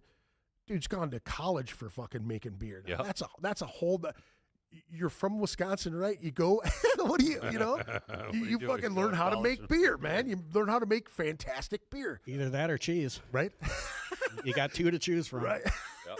Or be a serial killer. Yeah, or be a serial killer. Right. I want to make a lamp out of your fucking skin. You know what I'm saying? Yeah. Let me see here. And Towering Abomination. Doors are at 3 p.m. Music is at 4. 21 plus. $20. Do you have? Is that just at the door? Or you Yep. guys- Yeah. No advance. Nothing in tickets. advance. Okay. Yeah. That's really cool that they decided to start doing those things down there again. I know that Brad stopped doing that after I think it was it Bongzilla was the last one that he did over I there? think so. Yeah. He said he kind of lost his pants on that one a little bit. Okay. And I know the one before that he did really well with, and a lot of people showed up to that one. It was fun. Yeah. It's unfortunate when you have a spot that'll do those badass festivals like that and it just stops. Like Oh, it's one horrible, person yeah. quits and then they're like, oh, we're not sure if we actually want to do them anymore. And then they, Yeah. Metal scene's always had to bounce around like that. It's kind of crazy. yeah. Now, have you guys? What are some of these new clubs? Have you guys played any of these new clubs that have been popping up? Like- I haven't been to Cloudland yet. I'd Where's like to that? Check that one out. I don't. It's in Minneapolis. I can't tell you where because I haven't been there. Have But- you guys played the Zora Darling yet? I haven't played there. I've been there a few times. How is that? That is what is that? The Old Tropics? It was something. I don't think it was Tropics though. What was it? I can't think of it. That's the one under the bridge there, isn't it? Yep. It's a cool place though. You go through this kind of really like a bar full of normies, and then the metal room is in the back. So it's I know exactly what you're talking about. I've been there a bunch of times, like way back in the day. My buddy used to love hanging out there. Yeah. He'd pick up chicks there all the time. Yeah. I think it was Tropics at one point. Okay, it probably was. It's right on that the corner where 418 used to be, right? Wasn't it under or the what was the fucking studio is above the sound gallery? Oh yeah, I think you're right. Yeah. Yep. My geography is poor. And so is my memory. What are some of them other ones? We have Club Underground, and then there's the Underground Cafe too, right? Yep. Yep. Yep. Um, Who else is doing shows these days? Amsterdam, when we're lucky. yeah. What's the story with that? Yeah, the Bludgeon 20th anniversary is coming up. The there, 28th, June 28th, Amsterdam, yeah. That'll be a cool show. Yeah. Well, like they weren't supporting it for a long time. Like I don't know what was going on with that. Like they didn't give the room up for nothing, and then all of a sudden they started like eventually opening up a little bit more. And now I'm starting to see more shows at the Amsterdam. Which Yeah, I don't know if they Awesome. changed booking or whatever. I mean, last time that I booked a show there, was involved was the Lying in Torment CD release, which was in like 2014. yeah, Otherwise, we've always been, asked to play there, so I haven't done anything as far as knowing who the hell to even contact to book there anymore. right. I should find out because I love that room. Yeah, That's a great stage. Love playing that place. Big time. yeah, that's a solid room. I've never played that room. I don't think I've ever. Really? Oh, Yeah. that's a fun one to play. Turf Club either. I've never played the Turf Club. That's really weird. Me either. Heard that. But you've had main room, so F you. Yeah, I have had mean room. Turf Club's quite- pretty quite a bit. awesome. Yeah. I feel like. Have you played the Turf Club? Yeah, a long time ago. Yeah. But, I mean, yeah, I've always liked that place. Yeah. It's Yeah, like that's one of the only ones that I think of when I think of university. Yeah. You know, it's not Christensen's Big V I was or going to say Big V's. yeah. I got to see Electric Wizard in Big V's. That was Oh my God. insane. Yeah, Phil and Selmo. Like we told Phil and Selmo, we worked for Super Joint Ritual at the Quest, and then all of a sudden somebody told Phil, and Phil's like, "Hey, you guys know where Christensen's Big V is?" My buddy was like, "Yeah, it's right in fucking Frogtown." He's like, "I don't know where that is," but and we drove him over there, and I sold dope to Hank the Third. Wow. He's wearing his grandpa's boots. It was fucking insane. He had No duct tape way. around his grandpa's boots. Yeah, At they Big were V's. Wow. from his heel up, Yeah. perfect boot. Right Wow. from his heel forward, fucking raggedy ass toes hanging out and shit. It was great. Yeah, he's like fucking popping fucking oxys and doing blow in the street. It was great. Absolutely love it. Wow. I was just sitting there like, hey, man, it's fucking 8:30. This is great, man. Let's go in here and see it. All whacked out, sitting on the fucking street. It was Dude, great. that's a tripped out night. Holy Yeah. shit. Yeah, that's the night I pissed off Phil and Selmo. I put my arm around him. Hey, man, I was all drunk, and I must have jostled him a little bit. Get your hands off me, man. all fucking pissed off. I was not. This isn't the coolest crowd in the whole fucking country, man. Wasn't one of them. He was Yeah. mad. He's real pissed off about that shit. That's awesome. Yeah, I pissed off Rex one time too. Mikey Doling was playing with Soulfly, and they came over and we booked a show at the Quest afterwards. And Mikey came and hung out with me, and then we went over there and he got me on stage, and I brought a gal with me, and I was on the same side as Rex, and he was like, "The fuck are you doing over on my side of the stage?" He got all bent out of shape, and he's like, "The girl could stay. Fuck off." And I was like, all right, dude. So I went on the stairs and I just sat there while the chick was like dancing to Pantera. It was fucking hilarious. Oh, man. Yeah, but then when he came back with Down, he's like walking down the alleyway and I'm standing there and he just looks up and he goes, "Hey, I know you, man." And he like shakes my hand and I was like, "You're a douchebag. Man. You're a fucking douchebag." Oh, my God. Yeah. Then we went over and did a bunch of blow with Pepper Keenan over at the fucking Urban Wildlife. It was great. Nice. Yeah, fantastic. Good stuff. That sounds like a crazy night. Yeah. Fun times. old school fun times, man. Yeah. So so you're working on some new shit? You're thinking about putting some shit together? Yep, getting the riffs going, formulating. We've got stuff recorded. Haven't listened to it for a couple of weeks here, but I'm ready to work on it. Yeah, I think these next two practices are going to be for the show on the 14th. And then Hop into some writing. hop into writing, see if we can get 2-3 down. Maybe I don't think it's we got a pretty good start on the one. If Josh can come up with some lyrics for it, might be able to have a new song for the 19th. That'd be Yeah. Dang, cool. look at that. I got to hash something out. So, but Now, is that how that works, Josh? I mean, do you guys? I mean, do you still write a ton like you used to? Yeah, Jay wants to do some writing too, so I'm going to make sure to include him. But yeah, I enjoy it. It's therapy, getting that shit out. I'm sure you get that. I haven't been able to get it out, but I've been writing recently, like quite a bit actually. I just have little snippets everywhere. You know what I mean? Like I'm glad you're at least writing. 13 or 14 on my phone, and then I probably have 7 or 8 on my work computer, and you know what I mean? Killer. Just like I'll come up with something and I have to write it down. It's one of those deals where you're just it'll forever be with me, man. I'll hear one word from somebody else and I'll go, "Oh, I can do something around that," Yep. I don't even remember what I was listening to today. Something popped up today, and I wanted to get off the forklift and go write it down, but I was like, I got to get these fucking trucks loaded right now. You know what I'm saying? It's like there's no time for it, and it sucks because I don't know about you, but I repeat it over and over. I don't want to forget it. I don't want to forget it, and then I get home and I'm like, what was that? Yep, no clue. Shit, damn it, gone. Now, Rob, how about riffs, dude? You don't voice memo your riffs, do you? No, I don't. But it's hilarious that you bring that up specifically because just Whitesides is back in Glutton now too, so we're doing a 3-guitar attack. Yeah, and we already started. Like we got 6, 7 in that we're already, and so Aaron's bringing in some new stuff. We started working on some of his stuff. He's got some riffs, but he'll just send me a voice text like, and I'm like, dude. I haven't heard that. Somebody voice memo me riffs for I don't know how long. You still fuck with it though? Oh yeah, of course. He's like, because we had these 2 riffs for the Swan song. He started writing. He's like, oh, I just came up with this. Here, you got to listen to this. It's just, I don't have a guitar on me. Hold on. That's classic. I love the Dude, fact awesome. that he entertains that shit. Oh, That's my favorite shit of all times, dude. That is like, that's how a lot of the bands that I've been in. That's how it happens. Like I bring this up all the time. It's 'cause like. One guy's noodling on something over here. One guy's noodling on something. Drummer's doing something completely different. Then all of a sudden and then you have one guy go, what's that? You know what I mean? Like, do that over again. And all of a sudden the drummer's like, you know what I mean? And it's fucking on, Or you just use somebody's phone number, right? Yeah, right.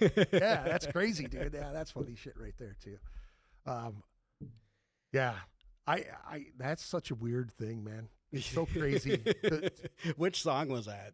I don't even remember. I think that was I don't remember. Yeah, that's pretty funny. You guys did that though. Fluid Ridden Corpse? No.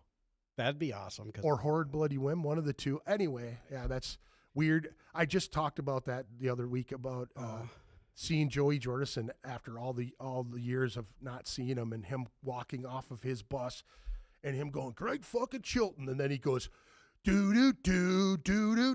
and I just start laughing, and I'm like, dude, we stole it either from your band or Paul Gray's band. Yep. One of those guys came up with that. It was either that or Free Tag's band, Sick. We were all, it was the same show that we played in Des Moines. Everybody was talking about that shit. They just opened a fucking phone book in the middle of everybody talking about riffs, and that dude opened it up and he pointed at it and then he played it, and everybody, all the other guitar players went, oh, like that, So it's like everybody went home, and Jay Notebart did everybody's phone number in the band, and he was like, yours is the only one that sounds kind of cool, and I'll break it up a little bit, and then he's like 48115. It was my mom's home telephone number since like I think she may have changed it like within the last like 10 or 15 years. But that's all gone though, huh? Yeah. Actually, my parents is pretty old school too, and that's still kicking. Is it a 459 number? Yeah. No, 458. Okay. Yep. Now that was later though, right? Yeah, that was after the 459s ran out, but that's hilarious, dude. Yep. St. Paul Park, Cottage Grove area, right? It goes back to when you didn't need the prefix. Yeah. Just dial 7 numbers. Yeah. Crazy. When did that happen? Do you guys remember that shit? I remember that, yeah. Do you have any idea of like how old were you? Can you think about the age time? I can't think of any point. 20s? I was probably, I think 17, 18. I think I remember when they started adding the prefix. 651s and the 612s. Yeah, Yep. like that. Because that was the first two, and they didn't have 763 and 952 yet, and all that other shit, right? Nope. That's so crazy to me, dude. Yeah, it's wild. Yeah, I was in my 20s, I think, when I did the 763. That's so crazy. Now you got me racking my brains for no reason at all. That has any importance, but now it's at all, dude. Nothing. Just having a conversation, dude. That's it. Now it's bugging me. Yep. You'll think about it. Find out. Yeah. My inner timeline is pure bullshit. Well, let's. How about we punch God in the fucking mouth? How about that? That sounds punch good. God in the face. There you go. Let's take a listen. We got another tune here for you folks. We're gonna punch God in the face here. I hope you guys enjoy it. Stick around. We'll be right back.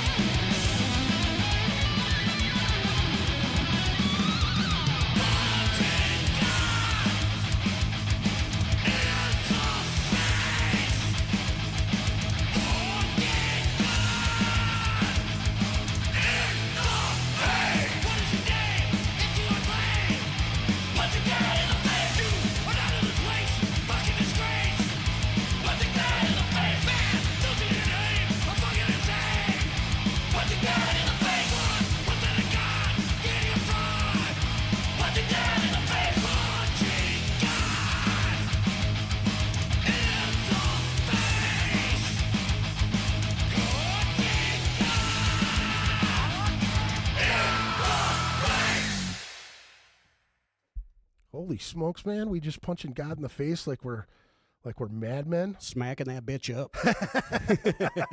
It just reminds me of what is it? Prodigy? Is that who does this? I smack my bitch up. Oh yeah. That's hilarious.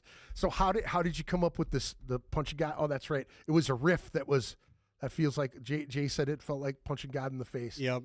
And then Rob was like song title, and I was like composing. How did that come to be? Like how did the lyrics come together for you on that one?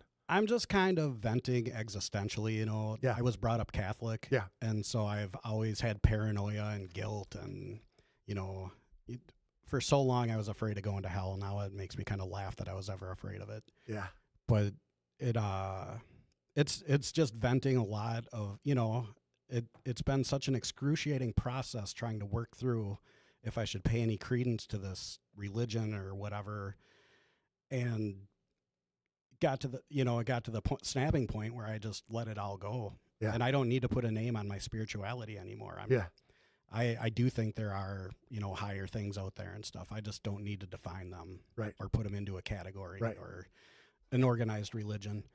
So I'm kind of taking it out on Jesus, speaking about him specifically, because that was the presence of who I had to face and come to terms with whether it's a real thing or not. And it's a valid form of spirituality to me if you aren't a hypocrite about it, and, you know, live by your principles and don't tell people what to do. Be an example. If you think this is effective and how you want to get other people to behave, if you show the fruits of it in your life, they're going to come to you. You don't need to force it down anybody's throat. Right. And so really, yeah, it's just venting. Isn't it crazy like how many people hate bullies, but they want to bully you just to get their point across? Exactly. It's like that DRI's lyric for violent pacification. It says, force you to be nice to each other, kill you before you kill each other. Right. It's like, just because you know, you're going to kill somebody, so we're going to kill you first. Right. It's the hypocrisy of it, you know, and forcing people to be nice to each other. That's not human nature, man. Right. There's always going to be beefs. Right. It just doesn't flow that evenly, you know. People live different lives, and then cultures clash. And I always find it really funny, and I always have since I was a kid, that, you know, there's like levels when it comes to religion. Like those people that go every Wednesday and, you know, Thursday, Friday, Saturday, Sunday, and they have their children in the Bible studies and all that other stuff. They're so ingrained in it, right? But then when you're like, say, not really wealthy or anything, you're a middle class cat, and you really, you know, you're just going for the spirituality, and you're not really able to donate to the church or things like that. And those type of people like look down their nose at other parishioners in a church.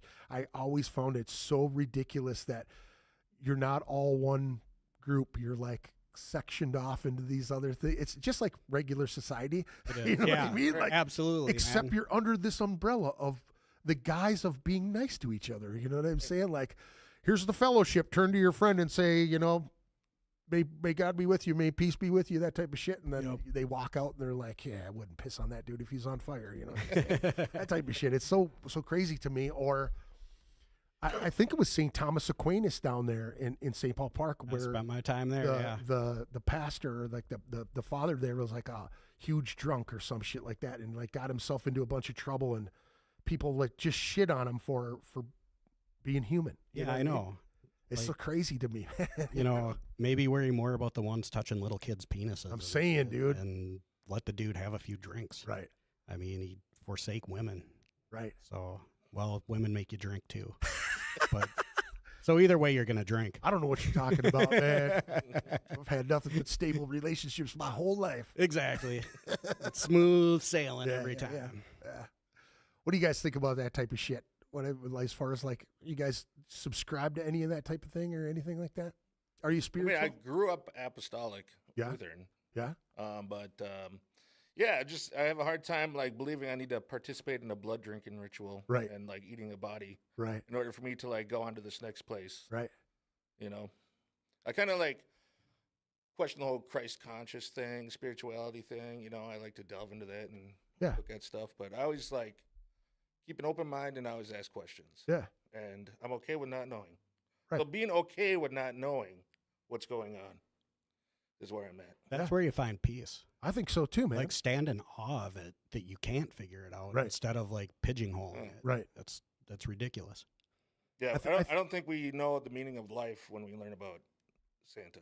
You know? I think here's my thing is I think that we channel the good or bad of either anything, right? Mhm. We channel it. So if you believe in there's good forces out there and that's what you inherently feel, Mhm. then that's what you should do. You know what I'm saying? Like you should be good to people. That's the way your life should be. You should be good to people. Golden whether, rule. Whether it's the person that you fell in love with, you know what I mean? Whether it's an old lady, you're opening the fucking door for them. You know what I mean? You be good to people. Right. It's normal. On an individual basis. Yeah, yes. Well, not to everybody, obviously. You know what I'm saying? Yeah. Again, And here's that's where I another go thing. with I the. don't group things Right. people into groups. I Right. try to treat everybody as an individual. Right. Yes to that. You But know, so no I don't. groupthink. I never shy away from the dark side of it either, though. You know what I'm saying? Well, Like right. if you wrong me, I have every right to fucking dislike you and not want to be around you and shun you and keep you away. I don't turn my back on. You know what I mean? Like. Yeah. I don't turn my back on those type of feelings either. I don't go, Right. oh, I'm gonna go to hell if I No, you gotta don't trust love people. everybody, that Right. type of thing. You know what I'm saying? It's Yeah, just- that's just enslaving your mind. Right. And you're always living for what's coming up next. You're never living in the moment. Right. So Yeah. I think that's what enlightenment can be, right? You're living in the moment. You're enjoying that particular moment right Yeah. there. That's those couple fucking seconds of it all. you this know is what I'm it. saying? Yeah. If you believe in eternity, start living in it right now. Right.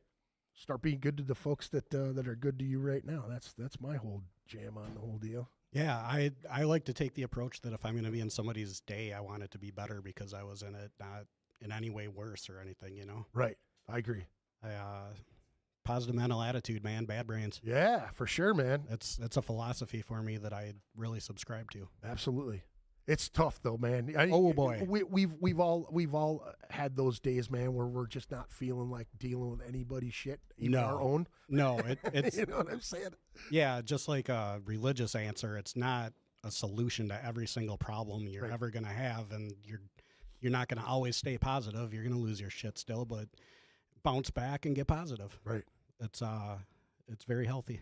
You know, it's having a conversation about religion with somebody who's just a bit like the generation behind us. You know, what I mean? Being 52 and someone like my mom who's like very, very religious and has been forever. You know, Yeah. having that conversation with them, like you know, it's for you. That's your thing. You know what I mean? Like you shouldn't expect me to be doing exactly what you're doing or thinking the way you're thinking. You know. Exactly. Having that conversation with your parent is super fucking hard because they're like, you know, I just want you to live your life this good way. And it's like, you get strength from that. I get where you come from. And that's why I never shit on anybody who's religious or not religious. You know what I mean? Like, Yep. if you pull strength from that shit, that's good for you, man. You found something that moves you forward. Yeah, if it affects you in a positive way, then cool. Right. And I'm not going to, you know, shit on you for it. You know, it's not right or wrong to me. It's not my judgment or my place to judge anybody when it comes to that shit, I guess. Right. I actually had that conversation with my mom. I said, Mom, you're not going to like our new song. It's called Punching God in the Face. Yeah. Right back to bitch fuck.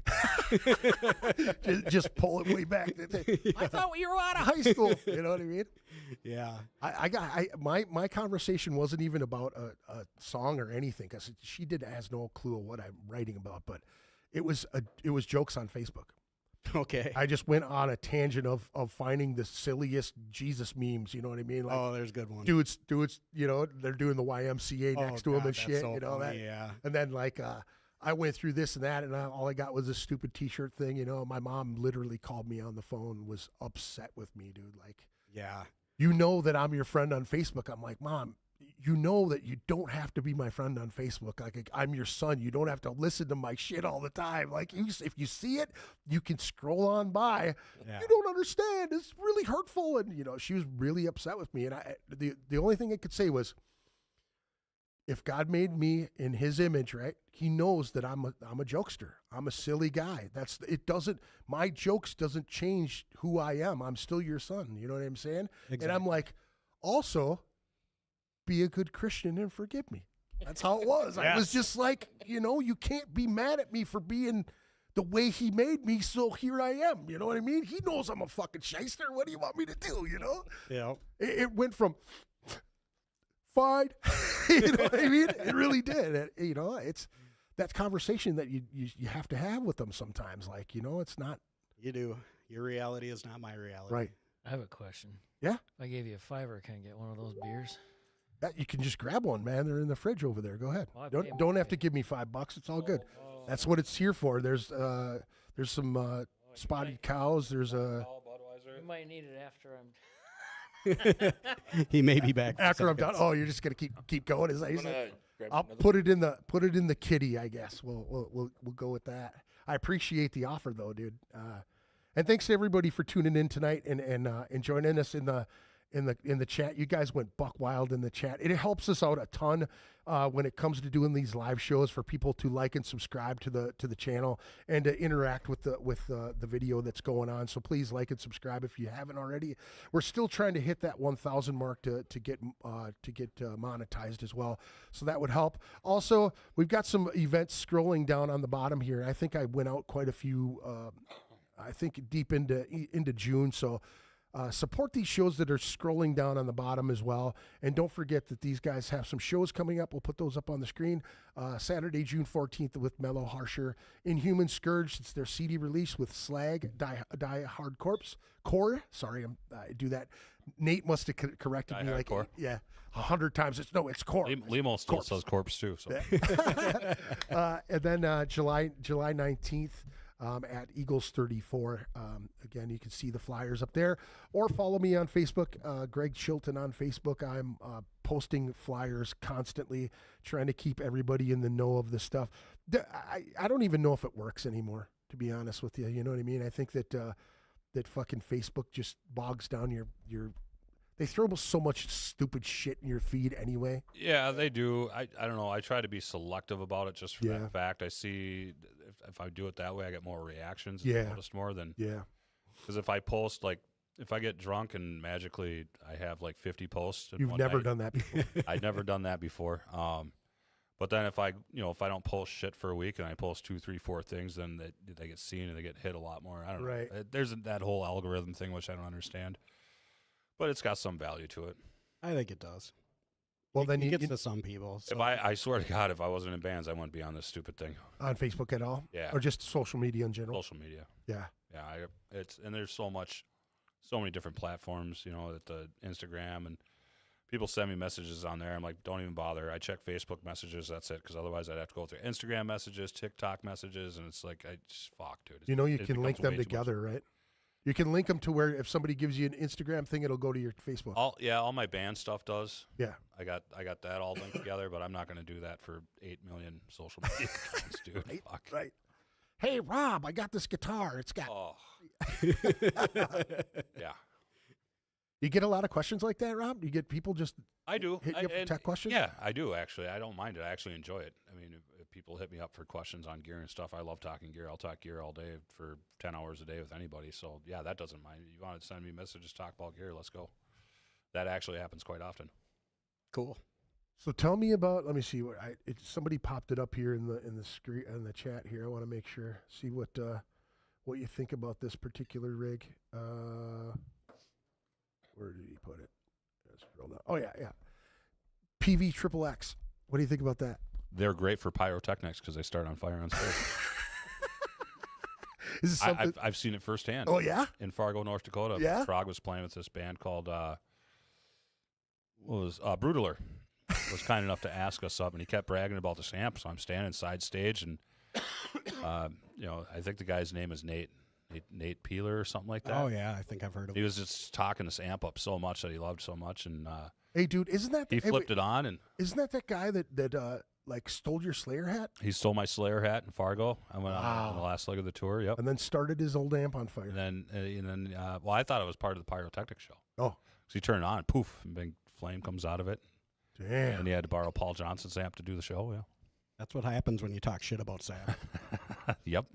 Metal gods were there that night. That's weird, dude. That's weird. That is weird. That could possibly be a thing. You know what I'm saying? That's Yep. either that or it's a DLR thing. That could be it too. Yeah. Get into that whole thing. Yeah. Didn't that amp blow up at Club Underground? No, For he sure. broke a string because Yeah. he was Oh, talking it's a shit. string Yeah, he that was broke. playing through another. He was playing That's through right. a PV Triple X, and it decided it didn't want to start on fire that night and turn into a great white night, so it broke its string instead. So he just stood on stage behind his amp and clapped for us while we played the song. That was classic. Amazing. Love the pictures I got of that. Oh man, Dude, I sat there and I went, he's got to have a backup. no, He doesn't have a backup? No backup? you guys were at the end of the set, though, right? It That was the last song. It was Punching God, too. All right. Yeah. All right. what Oh, guitar man. player doesn't have 9 guitars with him? Right. Come on. mean, bizarre. That's why we kicked him out of the band, honestly. We didn't want to bring it up, but since we're here, Yeah, he didn't bring backup Sorry, guitars, man. so we I just didn't had mean one. to segue to that. I mean, we needed him to take this more seriously. Yeah. I love it. I love it. Hey, so Rob, did you think I did a bad job with the photo that you sent me with the No. with the flyer? No. I was giving Rob a hard time. I was like, "You really want to use this photo?" He's Oh, like, 'cause I "Dude, we're photoshopped him in the photo. a fucking joke band." He's like, "Yeah, use it." And so I'm like trying to get the contrast to work because it was looked like, good. You guys I were was impressed. lighter in the back of it, so I was like tweaking the filters and moving it forward to try to get him to look normal. You know. I wanted it to look abnormal on purpose. Well, then you should have just did like Josh sitting on the couch and you guys are surrounding him like that. Oh, God. He's not on Facebook, so I had to go on the Dominion page and steal a picture of him off that page. That's, where I got the That's photo awesome. from. I look That's like a awesome. Sam Squamch. It's like 8. He's like this, and Yeah. then leave OJ. My head's bigger than everybody else's heads. Did that on purpose. I tried to make it so it wasn't super noticeable on the thing, but like Rob said, he wanted to make it noticeable. It's fucking great. I love Yeah, it. it's silly. fun. Everything about this band tends to be fun. Oh, Nate says none of that is true. he says Rob didn't even have a backup. I don't need a backup, though. Is Brian going to bring a backup guitar to his first DHC show? I'm going to bring my whole art. That's fucking My great. guitar boat is waiting. Now, Limo, how do you have a backup bass? No, I don't. Oh man, Oh no! Now you got me thinking. What's gonna happen when I? There's some bases downstairs for sale at the Shred Den. Yeah. You still got that deal going in, or is that last weekend? Absolutely. I always got deals for you. that's awesome.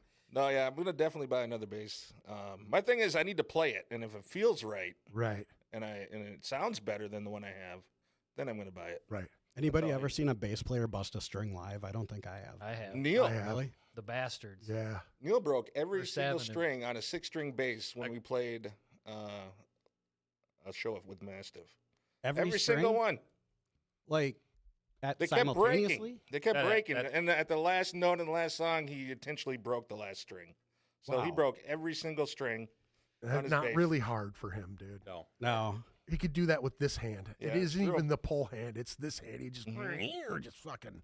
Dude's a master, man. He's ridiculous. I just still remember, man, watching him with 6 back in the day with a fucking ball gag in his mouth, had fucking fuzzy slippers on, and he had a fucking G-string on, dude. And it was the, And he's just going nuts. dude, he's just going crazy. You know, my God. the way he holds his bass. Dude, it was so crazy to just watch him. He's just fucking drooling on himself, dude. These fucking fuzzy slippers and his fucking beanbag bouncing around, dude. Just like, what the fuck, man? And he wasn't in the best shape at the time either. You know what I'm saying? Like, he wasn't fat, but he was still. It was great. It's just great shit. Neil Pruitt forever, dude. That guy's Yeah, he's the fucking best. awesome. Yeah, he did the nurse's outfit in Mankato. I think Glutton and Massive played that Halloween show. Yeah. He's Dude, he's not afraid. Nurse Neil. He's Not gonna at go all, out dude. there and He he's looked gonna good. do it. Yeah, Yep. yeah. No shame. Well, I was talking to Chewy about, Chewy. Yeah. He said he used to play naked all the time. He'd Yeah. just do weird shit like that. Yeah. I'm just like, dude, how the fuck, man? Fucking bass players, man. I could never do that shit. Just little Chewy's fucking like a stack- chiseled like Greek god. Yeah. Now, yeah. You know? Yeah. Well, he was really skinny back in the day, though. He was long and lanky. Now he's fucking massive, dude. Yeah, he's beefy. Yeah. Dude, Yeah, he's ripped. he's like at work, and he's got a sweatshirt on, but you could see his fucking lats are like up, And I'm going, dude, you're working out a lot. He's like, yeah, I switch up my regimen, man. It's fucking just crazy, dude. The guy's Yeah. amped up on fucking coffees, had Yep. 12 workouts before work. Yep. It's insane, man. Yep. Oh, he's a rad dude. Yeah, Chewy's good shit. Absolutely good shit. Tell me a story. Will you? I got no stories. New guy, you got a story? Fuck no. Limo, tell me a story. On the spot, I'm not good on the spot.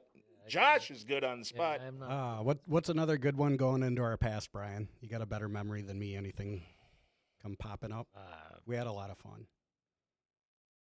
Again, on the spot. Yeah, I know. That's the hard part. You'll think of something though. Vinyl. We have vinyl. Oh yeah. Vinyl. There you go. Yes, we have vinyl on Bandcamp. Limited to 25. I mean, we could get more if we wanted, but it's probably not going to be. So if you want one, act fast. Dude, that's great, man. Did you do any funky colors or anything like that? Where'd you get them done? We Are Horror Records. They're doing our vinyl stuff over in the UK. How long did it take? 3 months. Sounds about right. Yeah, I think it was about 2.5, 3 months, something like that. Damn. So it was pretty good. They do short run stuff. So we do the Twin Town thing here in the cities for like CDs and all that, and then We Are Horror Records does our vinyl and stuff. So Have you done anything else on Twin Town on vinyl yet? no. Twin Town hasn't done any vinyl. I've actually been talking to Brad at Copycats about that. They brought their minimum order down to like 300 now, so which makes things a little bit more affordable because I think it was 500 at first. Damn, dude. So That's so high. yeah, but there's starting to do, like We Are Horror does short runs. I think there's a company out in Pennsylvania that does short runs too, so I'm gonna start looking at some of that and see maybe some of the stuff either reissuing on vinyl or some of the stuff that came out between 24 and this year already doing that on vinyl and stuff going forward. So it's gonna be something I'm gonna be looking into for sure Yeah. to kind of start doing the vinyl instead of just CDs. Yeah. I do remember Josh. Uh-oh, what's this? Oh, this must have been maybe 1989, probably. Jesus. Tartan High School. 17. We played a show out there, played a show at the school at Tartan. Yep. And Had pictures? I don't think we have pictures, but you spray painted "Suck Satan's Penis" on the wall. Yes, on the back door Yeah, of the of the gym. auditorium. Yeah. Yeah, and I remember that. someone else wrote, "We're Defile, so fuck That's off." Defile. So, That's right. yeah, that's it's what- my that was your first band. That's right. And so, like, boy, I wonder who wrote that. So they weren't going to let us play. Somehow we still talked them into letting us Defile play, was but- when you came up with Olympiac, right? Yep. That's what I thought. Bro, so tell me, whose house were you guys practicing at that had the fucking trap door that you had to go down in the basement? Whose house was that? Because you used to have parties there. That's the first time that I ever seen Defile. I think it was Steve Martin's parents' house. It was like a trap door. that you guys Going into the basement was like that, I think. right in the middle of the fucking floor. It was really weird. Oh, yeah. There was another way down there that we took, but I think, yeah, there was a trap door. I'm pretty sure that was Steve's house. That's crazy, dude. I'm picturing what? that. So what? That you said 89 back then is when? That was like 89. Yeah. Was that your first band? Was it 89? Yep, Defile. We started out being called Manson, and then changed it to Defile.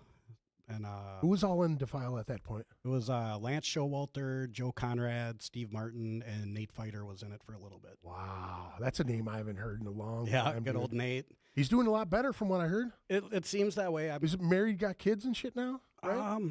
Or wasn't he for a while? I don't know the scoop too good. I see him on Facebook though, and he seems like he's good and stable, and everything's moving for him. So hope the best for him. Haven't seen him forever.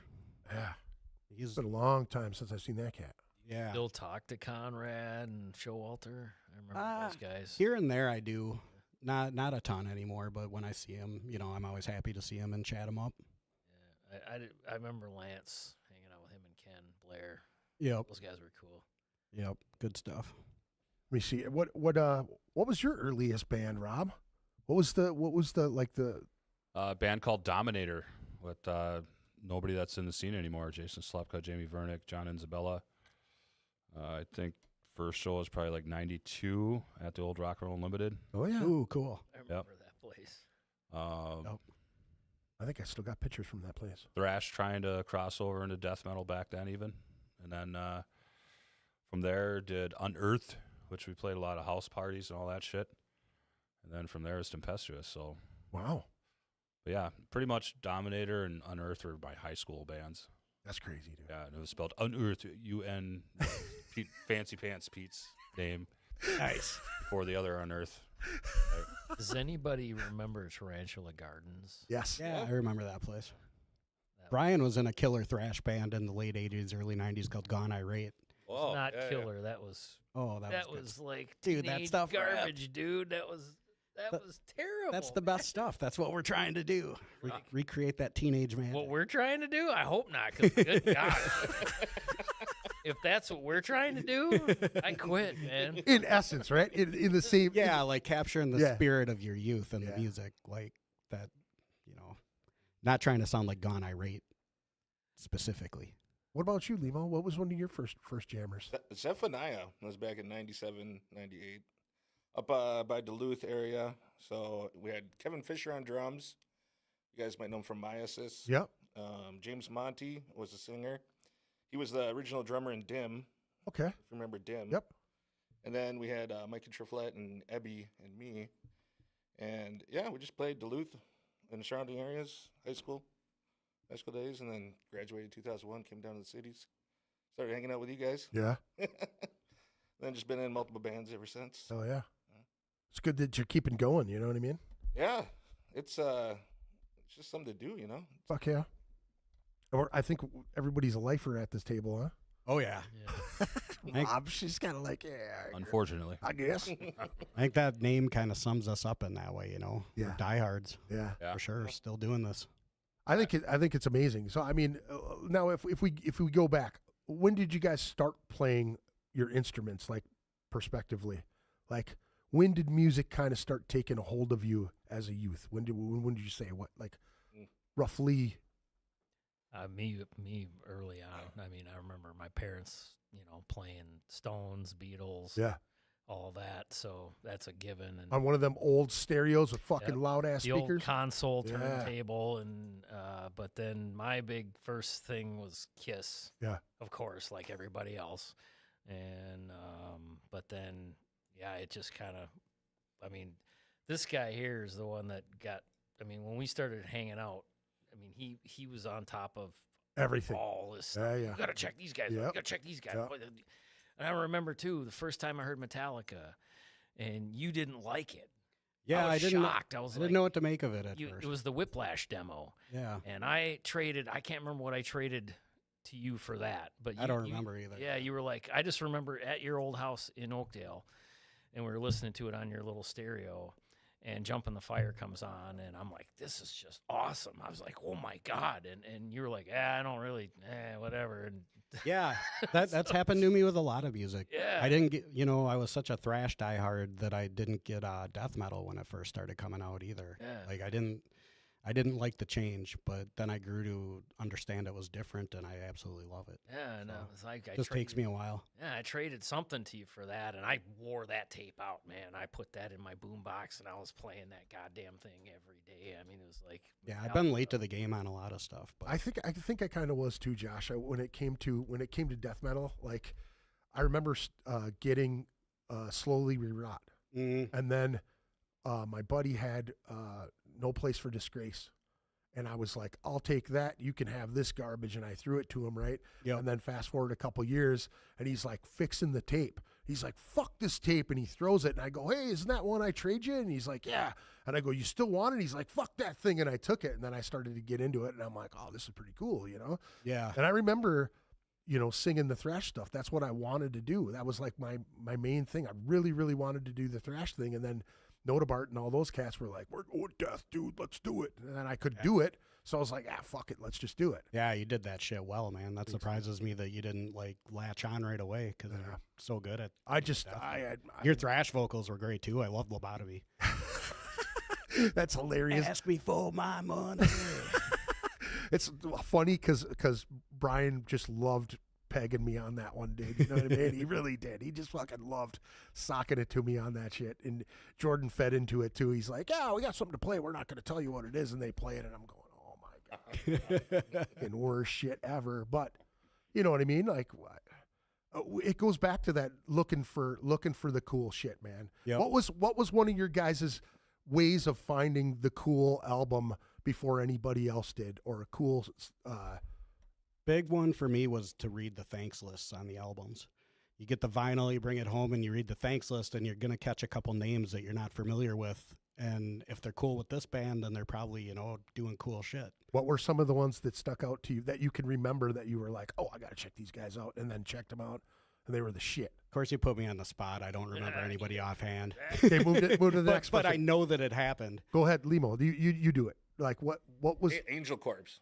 I bought Angel Corpse. I didn't know what Angel Corpse was, who it was, and I just like saw the album cover. It's like, oh, this is gonna be awesome, and I bought it, and sure enough, It was one of my favorite death metal albums. Nice. Yeah, Angel Nice. Corpse. Yeah. Brian, how about you?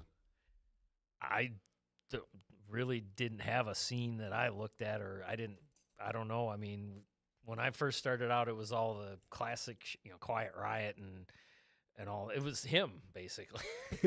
So word of mouth more than like. yeah. But I mean, now when after the word of mouth though, you had to have gone to record stores and like And yeah, magazines. Yeah, but We Magazines, scoured too. magazines. yeah, the fanzines, dude. What the fuck happened to all the cool fanzines, man? God damn, that what was happened cool. to Savage Noise? Yeah. I mean, he started his own fanzine back in the day, man. I remember Yeah, that. it never came out, which I'm ashamed of That's because when I actually made a pretty neat thanks list because of it. I'm on Bathory's thanks list. Really? Yeah, I interviewed Quorthon, but the interview never came out. But Wow. but man, what a cool dude. You still have it? No, Oh, I wish. Dude, I remember Long gone. when you were doing that fanzine, and I don't know if did you ever end up interviewing Bill Lindsay for that? Yeah, You did. yeah, I've interviewed him a few times, but that was the first time. That for what sure. it was for that, right? Yep. Because I remember when we went and met him Yep. when we were like 14, 15 years old at Northern Lights on White Bear and Larpenter. Yep. He came out there. He was Now- always now- super cool. now Well, hold shit. on. Now hold on. Now, okay. So at that time back then, because they were a big deal when we were kids, man. Exactly. They were everywhere, dude. You Yeah. know what I'm saying? Yep. So at that time, when you meet a guy that's a Yeah. local guy like that, how is that feeling, dude? Oh, I don't know about huge. you, but I was in awe. I was like, this guy's so cool. You know? Oh yeah, they're one of my favorite bands. So I was like, "Holy crap, this is cool, man!" And he was just such a great guy from the The start. fact that he actually came out, though, you know what I mean? Like, we're just two teenage schmucks, and he's like, yeah, because I don't know how you got his number, but you From called him. I called him on KFAI. That's KFAI and Impaler. I discovered at the same time. No shit. Yeah, and when you crushed their alarm clock on your head, yeah. yep, Heaven's Force by Impaler was Yep, playing, and I Heaven's took it out Force. in extreme fashion on my forehead. That's awesome. I was like into Wasp and Quiet Riot and stuff, and then I heard that first Impaler EP, which is so heavy, and I was like, lost it. It was unreal. And then I started listening to KFAI every week. This is pre-Root of All Evil, actually. Yeah. It was Drew Miller had a show called Adrenaline Solutions. Damn, And then this dude. Vince dude had one called Nocturnal Emissions, and they weren't all metal, but they do metal sets. Right. So I'd hang in there through all this other garbage, and like, then I'd get a set of metal, and I'd write the names down, Yeah. and be at Northern Lights the next week looking for it. Yeah. That's like I said. This is. I used to got love all- Northern Lights, man. That place Oh. was so fucking awesome, man. That was the best, I miss all those old record shops, man. Those are fun. big time. Yeah. Dude, I remember seeing Bill and those guys around a ton as a kid, and I wasn't even into that at that particular time. But Yeah, there you go. to have him Yeah, do what he did for me, like I'd never thought that Bill Lindsay even paid attention to who I was as a vocalist, right? yep. And I had been out for a little while, and I was at Earl's funeral, and he walks up and he's like, "Hey, man, and I had met him before, but I'd never like had conversations with him. He's like, "Hey, are you done playing?" And I'm like, "Oh, well, I thought about it." And he's like, "That's a shame." And I'm like, "What?" And he goes, "Man, it's a shame that you would stop. You're so good at it, dude, And for that guy to be like Bill fucking Lindsay, you know what I mean? I was just like, "Oh." Nice accolades, right? But the same Yeah. thing with Odegaard. Yep. Our very first show, he comes up to me, after I've seen him play and open for everybody as a kid. You know what I mean? Like, Yeah. "Oh, this dude that's what I want to do." You know what I mean? Yep. That's the guy I want to be, because he just, he had the fucking. Oh, he was so good. He was just, he's a fucking showman, dude. He Yeah. really got down, and it was like, he's going, "I know it's our first show," and he's like, "I like what you're doing, man. People are getting into it. You're doing what you should be doing." Like, he just, like, as a kid starting out, he was like, "Here, dude, put me there." And I was like, So cool. yeah. That's awesome. Yeah. I'm eulogizing him tomorrow, and I'm tasked with trying to paint a picture of just how impactful he was up on that stage. Yeah. His stage presence, his vocals, everything. He was top of the game. Yeah. Like, not just locally, anybody. Yeah.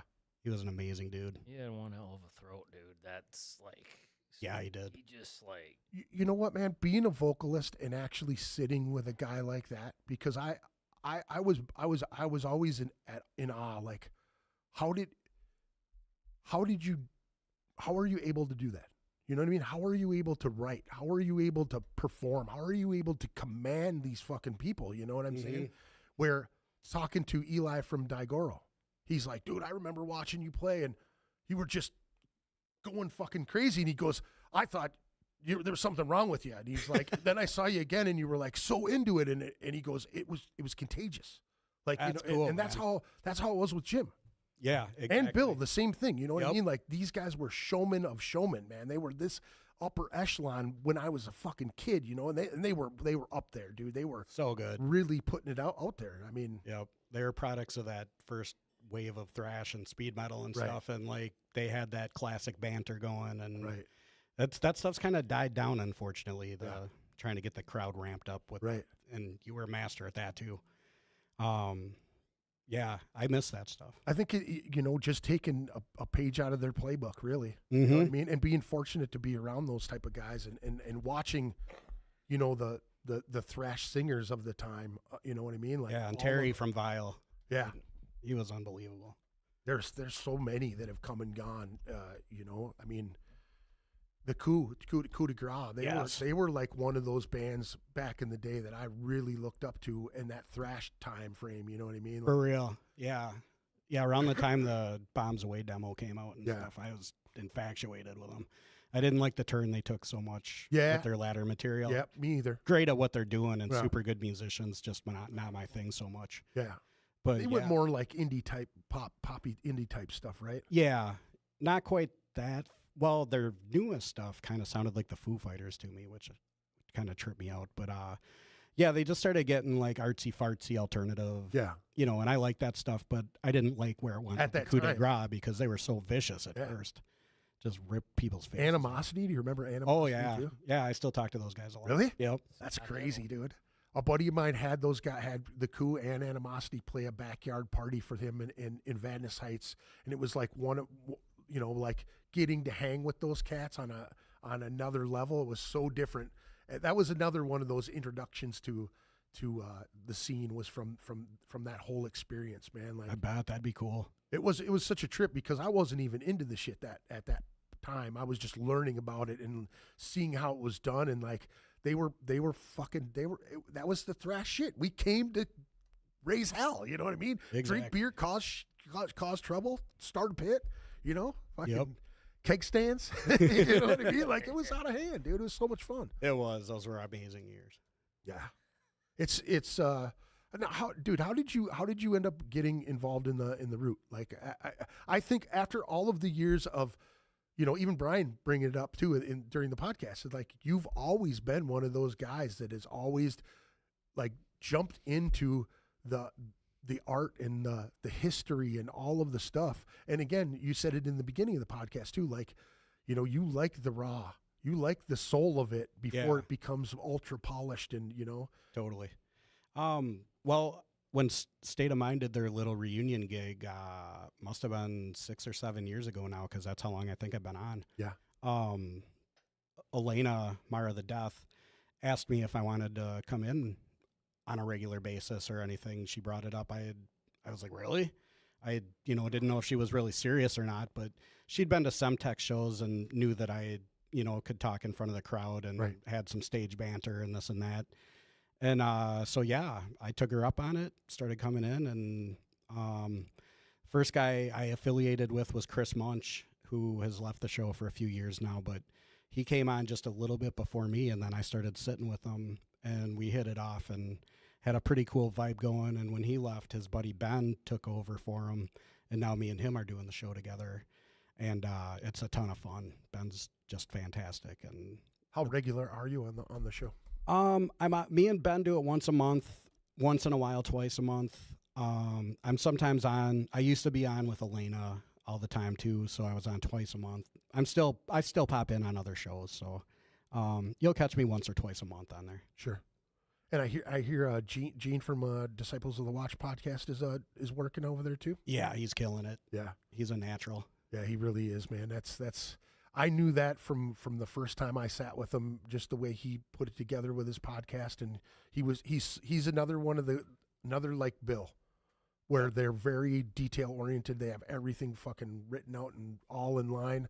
I'm just not that guy. I mean, I've started to kind of get my ducks in a row a little bit, but I'm just not the guy that prints out a sheet that has everything labeled out like that. Yeah, especially not 5-hour shifts. Yeah. Ouch. Yeah. You guys got to work at it, right? Yeah. I can't be that meticulous because you get requests and this and that, and things always happen. And I don't know. We had a really cool band on last week called A La Carte. They're kind of like Pit Lord. They do the food thing. Okay. And they're like gore grind type music. They're called A La Carte. A La Carte. That's awesome. They're from Ohio. They had played in Rochester for some reason. Whitesides and Nicole turned me on to them, and we got them up on the show. And the show looks like it was pure chaos. They have a picture of some dude that's just covered in mashed potatoes. Yeah. Like they start food fight action and stuff, I guess.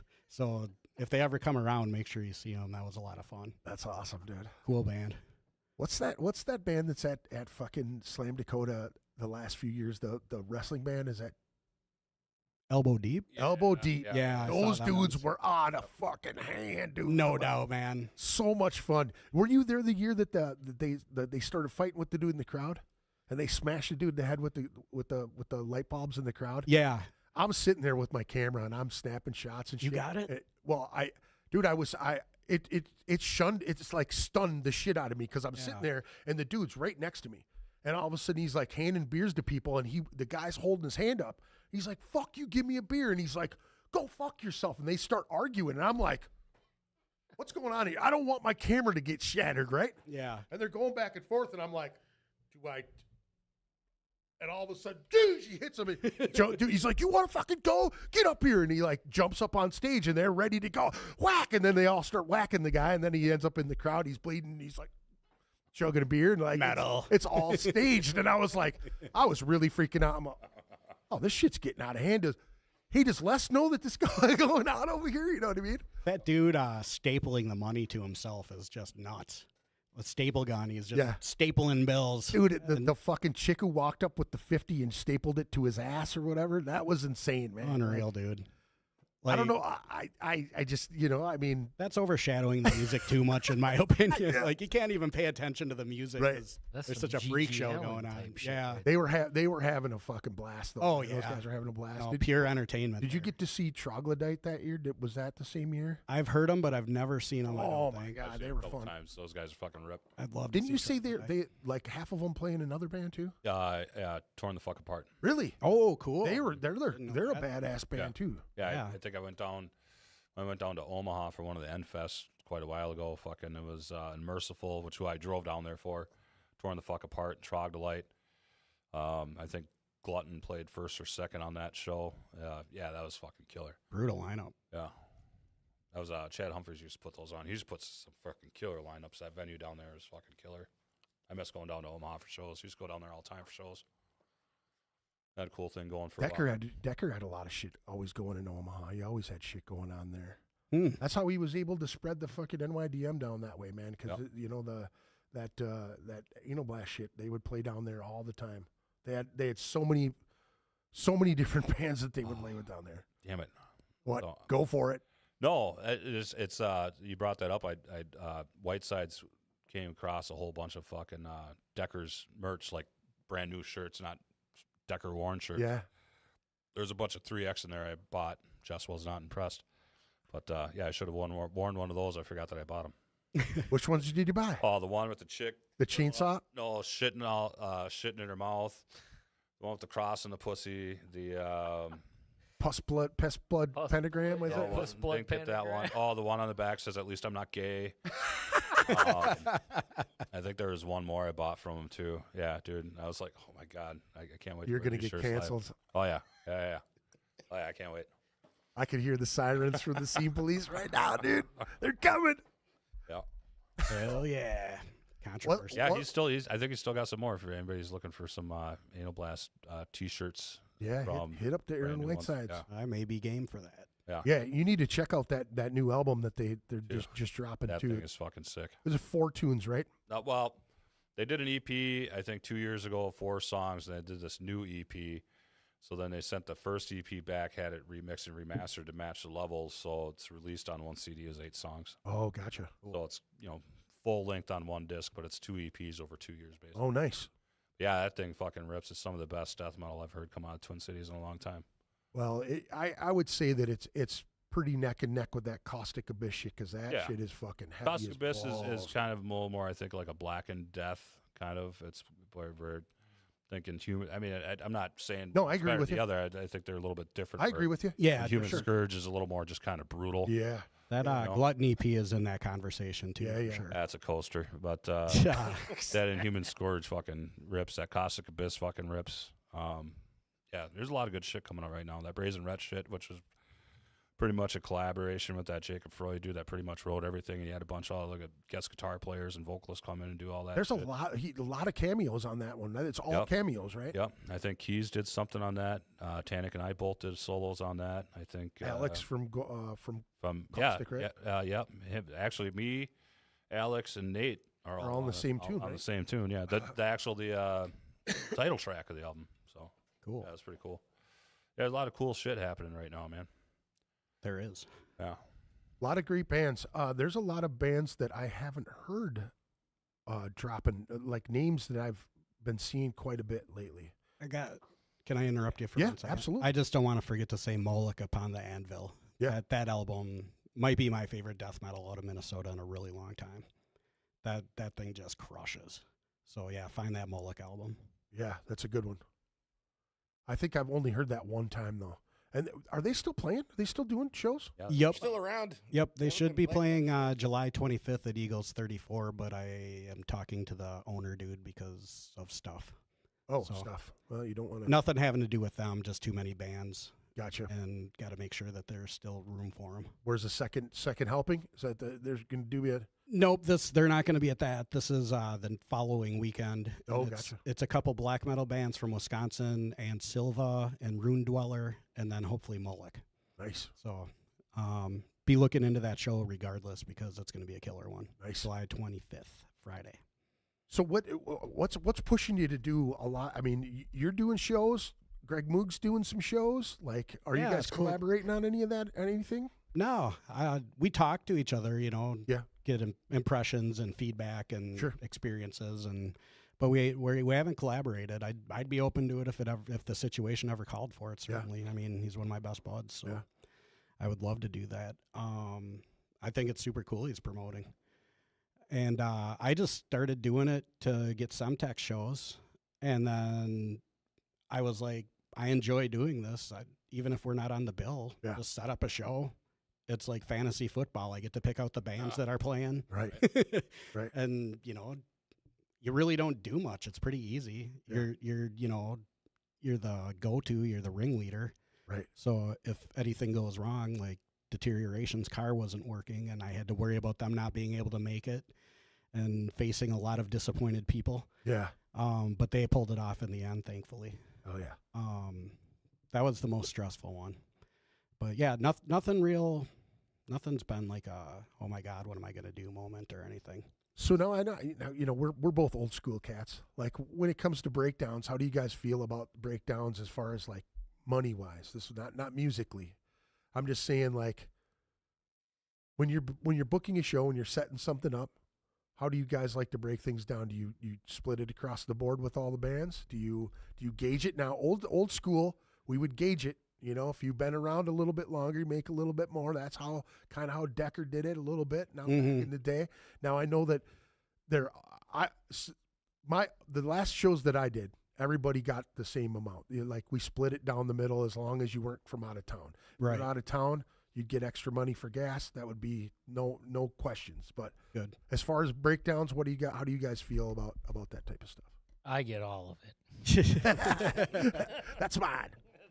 I mean, local bands, when I used to book shows, everything was just split down the middle. Yeah. 100%. Like I said, bands come around town, they always got the extra kick for the gas and whatever, depending on how far they came from. Pretty much the only fairest way, I think, to really do it when you're dealing with local bands and you got regional and other people coming in. you know, most of those people have like a guarantee or an ask anyway in the first place. Yeah. So I've split it every single time until the last show I did, which was I think last weekend. It's May 24th. That was last weekend, right? Yep. It was a release show for Yuja, and it was their first show, and it was so obvious. I mean, you know, all the bands were great, and everybody got a good payday, but I gave a bump to them because when the other bands played, everybody was sitting down, and there were 2 or 3 people standing up there. There were 40, 50 people deep there to watch them. Yeah. And so I gave a good payday to everybody, but I gave them a bump because it was so obvious that it was their crowd. See, I like that, dude. That's awesome. That's old school right there. Okay, It was a judgment call, and Yeah. I was like, well, you know, but you remember them times where we'd really push our shows, and like Oh, people would yeah. come for our bands, and then they'd leave. yep, You know what I'm saying? Like Yep. that happened a lot. it And did. then people would get really fucking pissed off, like you made it that way. It's like, hey man, you didn't flyer, you didn't do what we did. These are, you know what I mean? And that it's like we were young too. You know what I'm saying? And that's the hard thing now to get our friends and pals out to shows is the age thing. But Right. back then we were all youthful, and all it took was a little work, and you Yeah. could get some interest chimed up and get people out there. Yeah. Just put in the work. That's a great way to look at it, though, man. As far as like giving people a bump when it comes to like real performance and people showing up for that band and doing what they needed to do for that. I was just kind of weighing the scales, and I was like, I think the other bands would agree too, because they're getting a nice payday as well. Right. That this was Yuja's show. Right. And it felt right to give them a little more money. Right. So, For sure. How about you? What do you think about that stuff? I agree with everything that you guys are saying. You know, right down the middle. If you're out of town, you get a little extra bump, and you know, make a judgment call here and there. Yeah. You know, Oh yeah. seems fair to me. I know that it's become. I've heard a couple different bands in town that have been really pissed off that certain bands at a level Mm-hmm. they're not above board when it comes to things like that. When we're working locally with each other, there's not usually it's not a necessity to have a contract, Right. Yeah. Right. We're all just local guys here. right? In local But shows. there are people in the scene that you know they're out there doing their thing, and they end up taking the majority of the money and they don't split it. You know what I'm saying? Yeah. I just think that it's just a weird vibe. Did for they me. ask for that guarantee before the show, or did they make a fuss of it after And the show? that's what I'm You know, saying is like a lot of people automatically think, hey, we're gonna split it down the middle. No, We're jumping on the show with you guys. You're headlining, okay? Now, to me, headlining is a totally different thing than it was when we were coming up, because if you could hold a crowd, you were headlining. Now it's you're in the middle is You're the in the, yeah, headliner. that's the headliner. What the Yeah. fuck is that? You know what I mean? You're not doing it on merit. You're just in a good spot. You're getting the best slot. People want to get in and get the fuck out. You don't want to be the last band, which really sucks because to me it doesn't prove anything. If you're not making people, or if people don't want to stay to see what you got going on. Here's a problem Sure. though with our type of the music that we're all into. Sure, there's a younger generation that's coming up a little bit behind us, right? Yeah, But the people that we want to come out shows, they're not staying up till fucking 1 o'clock in the Right. morning anymore. right. There's shows that get over at 10, 11 o'clock, and Yeah. those shows that I've seen be consistently full. Fucking awesome. Well, you know, Yeah, the that's bar nice. probably doesn't like that, but the bar's not. I mean, you really think you're losing that much money between 11 and 1 when the crowd fucking leaves at 11, 11:15, 11:30 to beat right. the traffic, to beat the fucking cops or all that shit out, get home, get to bed a little earlier, right? Right.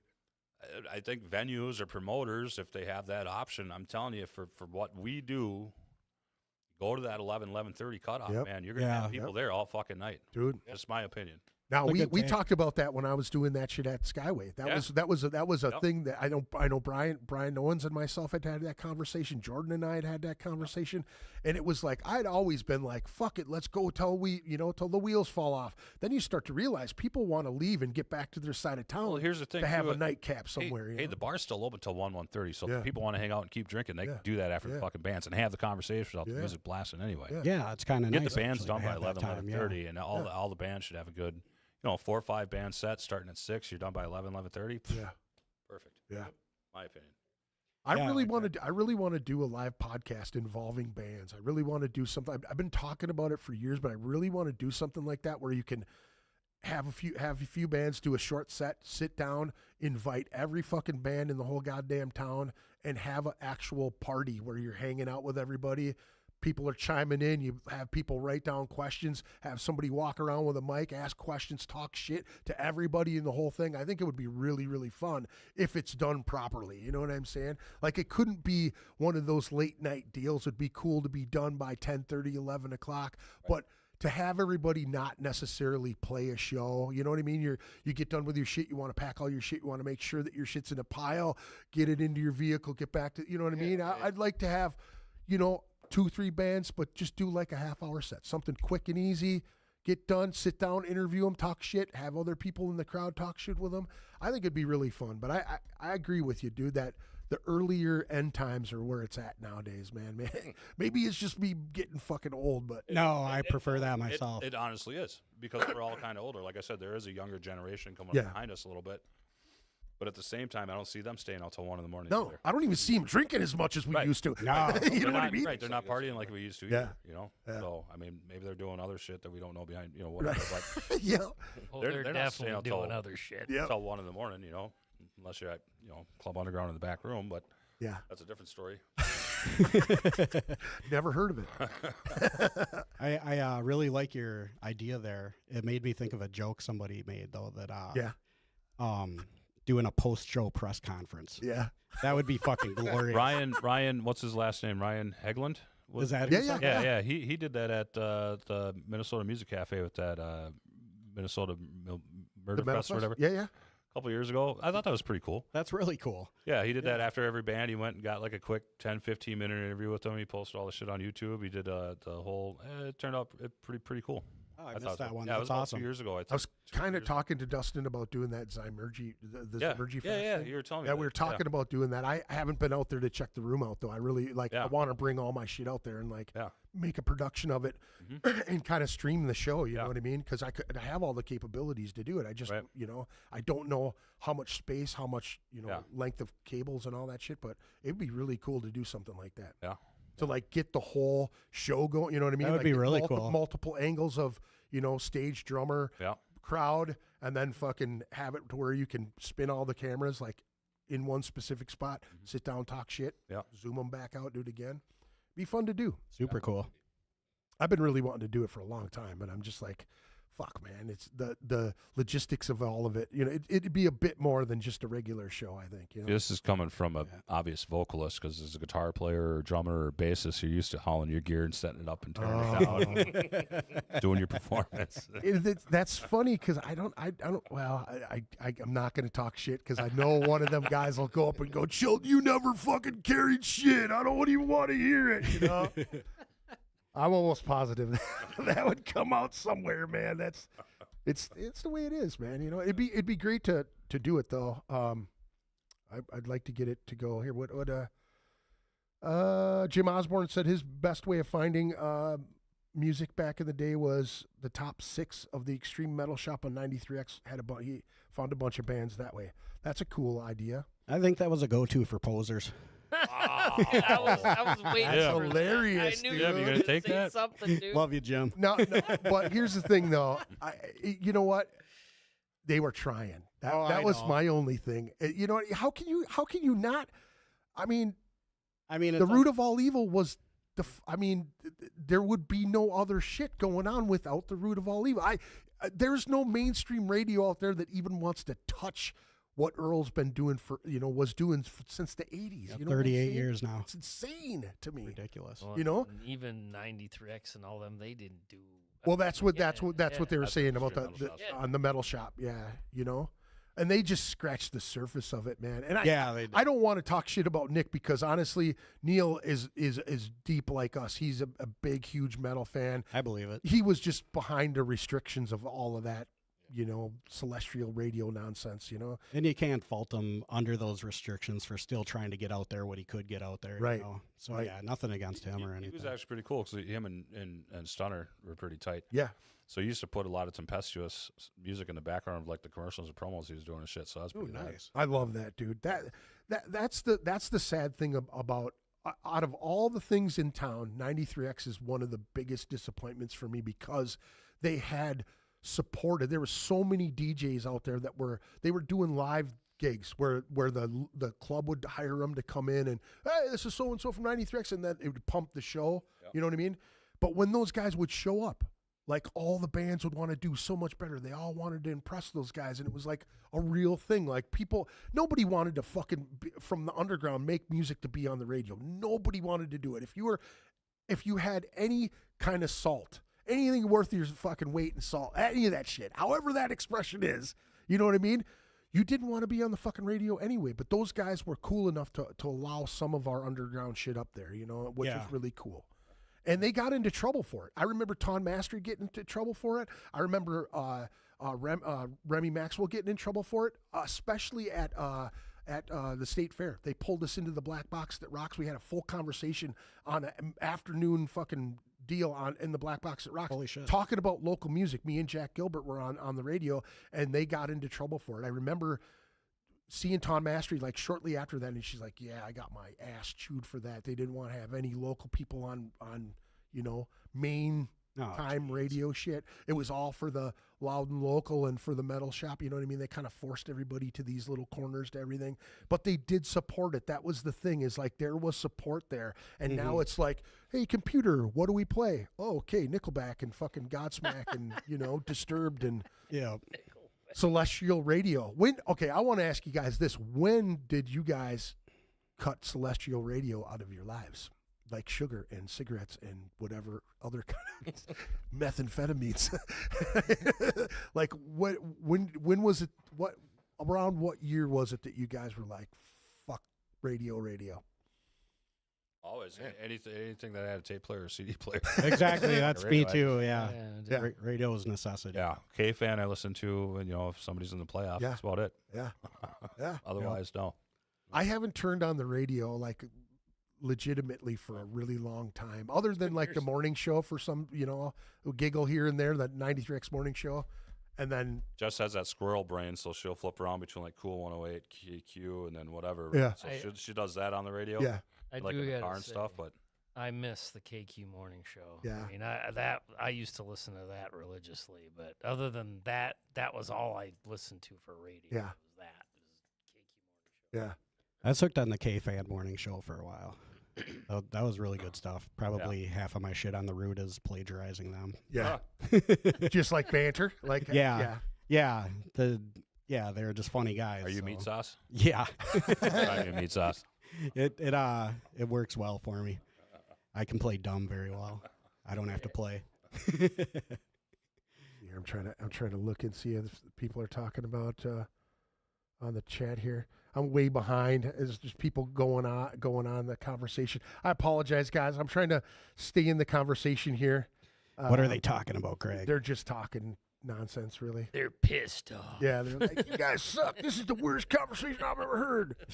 I think this has been pretty fun. Oh, it's a good time. I appreciate you guys coming in. I appreciate you guys bringing life to the show. Appreciate you bringing life to the scene with this podcast. Dude, I don't, you know. Talk about Die Hard. So sometimes I feel like it's you know, honestly, I'm doing it to hang out with my friends. That's really it. And to meet new people and to talk about music. And I've said it from the very beginning when I started this shit, it was all just to kind of give back, because check it out, man. Earl Root, Decker, you know, Jim, all those guys gave me love back then, and I just try to give it back to everybody else. So Exactly. it's really spawns from Earl, honestly. This whole thing. I mean, that's why I do it mine on Friday nights, is because I never wanted to interfere with the Root at all. Even when Honerbrink was running it, that everybody hated fucking Honerbrink over the whole deal and whatnot, you know, like I asked him to come on the show. He did sound for us many times as Necromus and fucking 1,000 different facets. He was always super cool to me. I never had a problem with him. Yeah, and then all of a sudden I asked him to come on the show. There was a huge rift down there at the Root, and then it was just, he hated me, talk shit about me. I was like, okay, I can't even, I admired them dudes. They gave me all the love as a kid. So I was like, I had nothing but respect for them cats. And then it was chaos, and then it was all over and whatever, you know. Bizarre. It was really bizarre at that time too, man. You know? I don't know. I didn't experience anything with Tim firsthand. Me either. But things sound crazy. Yeah. I hope he's well. Yeah, me too. I miss him. Me too. He's a fun guy. Yeah. But yeah, that whole thing that went down, I've never gotten like a big breakdown of it.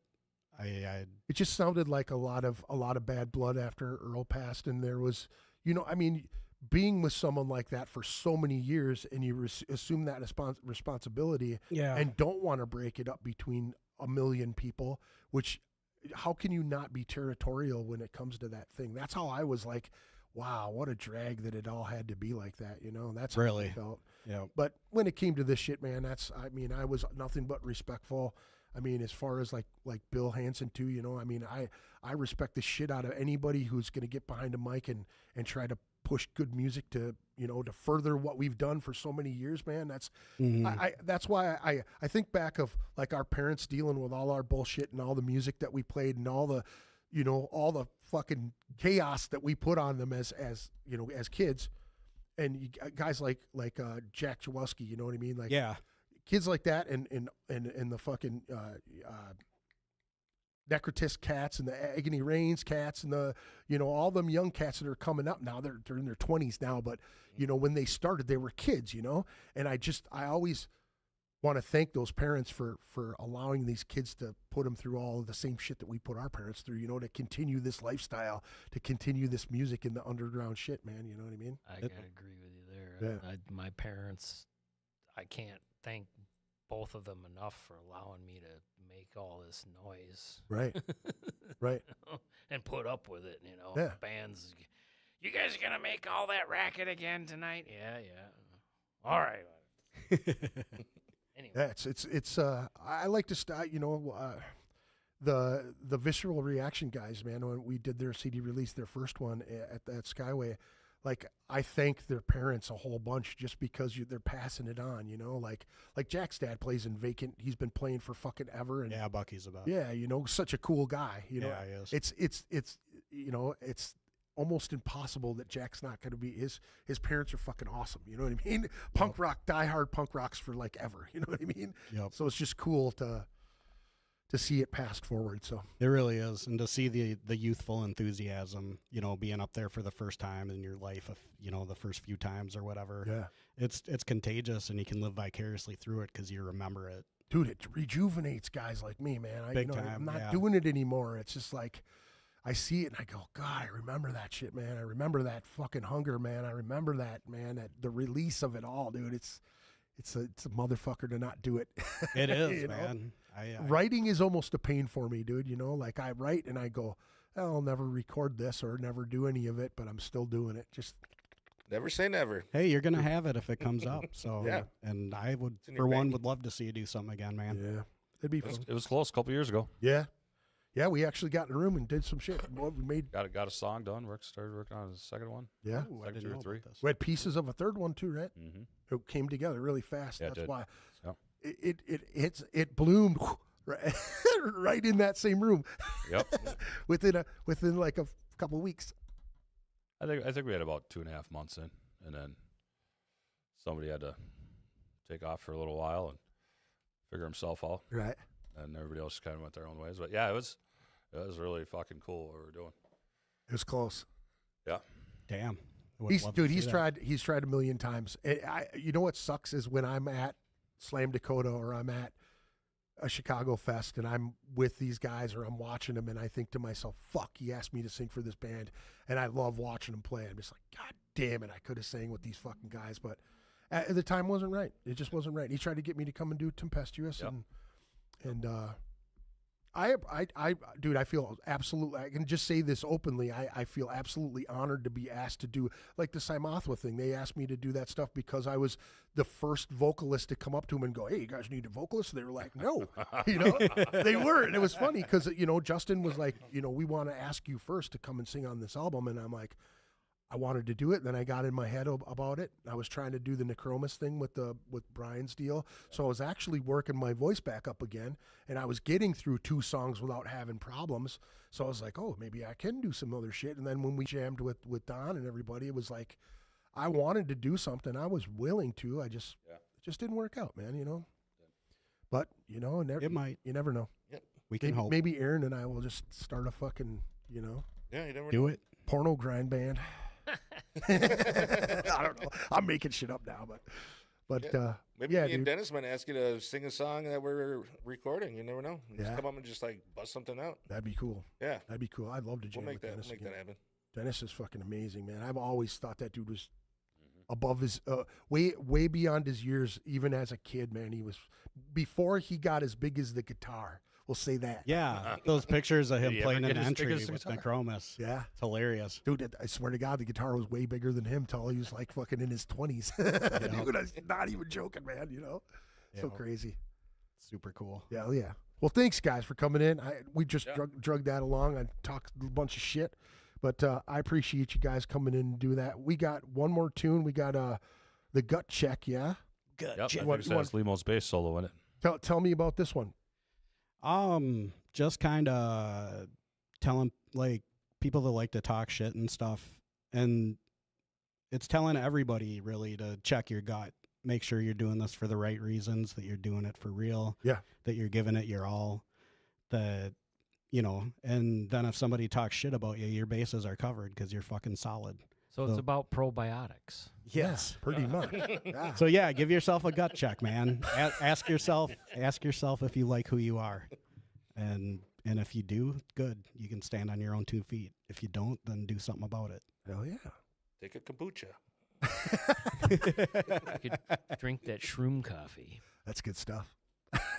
Thank you guys for coming in. Appreciate it so you, much. Greg. Appreciate it. Hey, folks, don't forget to check out Lowbrow Saints Tattoo Collective, 3500 Minnehaha Avenue, Minneapolis, 612-353-4755. Lowbrow Saints at Gmail. And the Shred Den, don't forget to check those guys out Monday through Friday, 5 to 8 p.m., Saturday, 11 to 5 p.m., 9100 85th Avenue North, Suite 100, Brooklyn Park, Minnesota, 763-350-2191, theshredden.net. Hit those guys up for some pointy, cool guitars. Get Nate showing you how to play some fiddle action. And let me see here. Check out the Narwhal Design Solutions. Justin Boney, thank you very much for your design, sir. And if you feel like donating, folks, you could please do that, and that would be fantastic. We're going to give ourselves a gut check. How about that? Rock it out. Thank you guys for coming in. Ooh. Woo.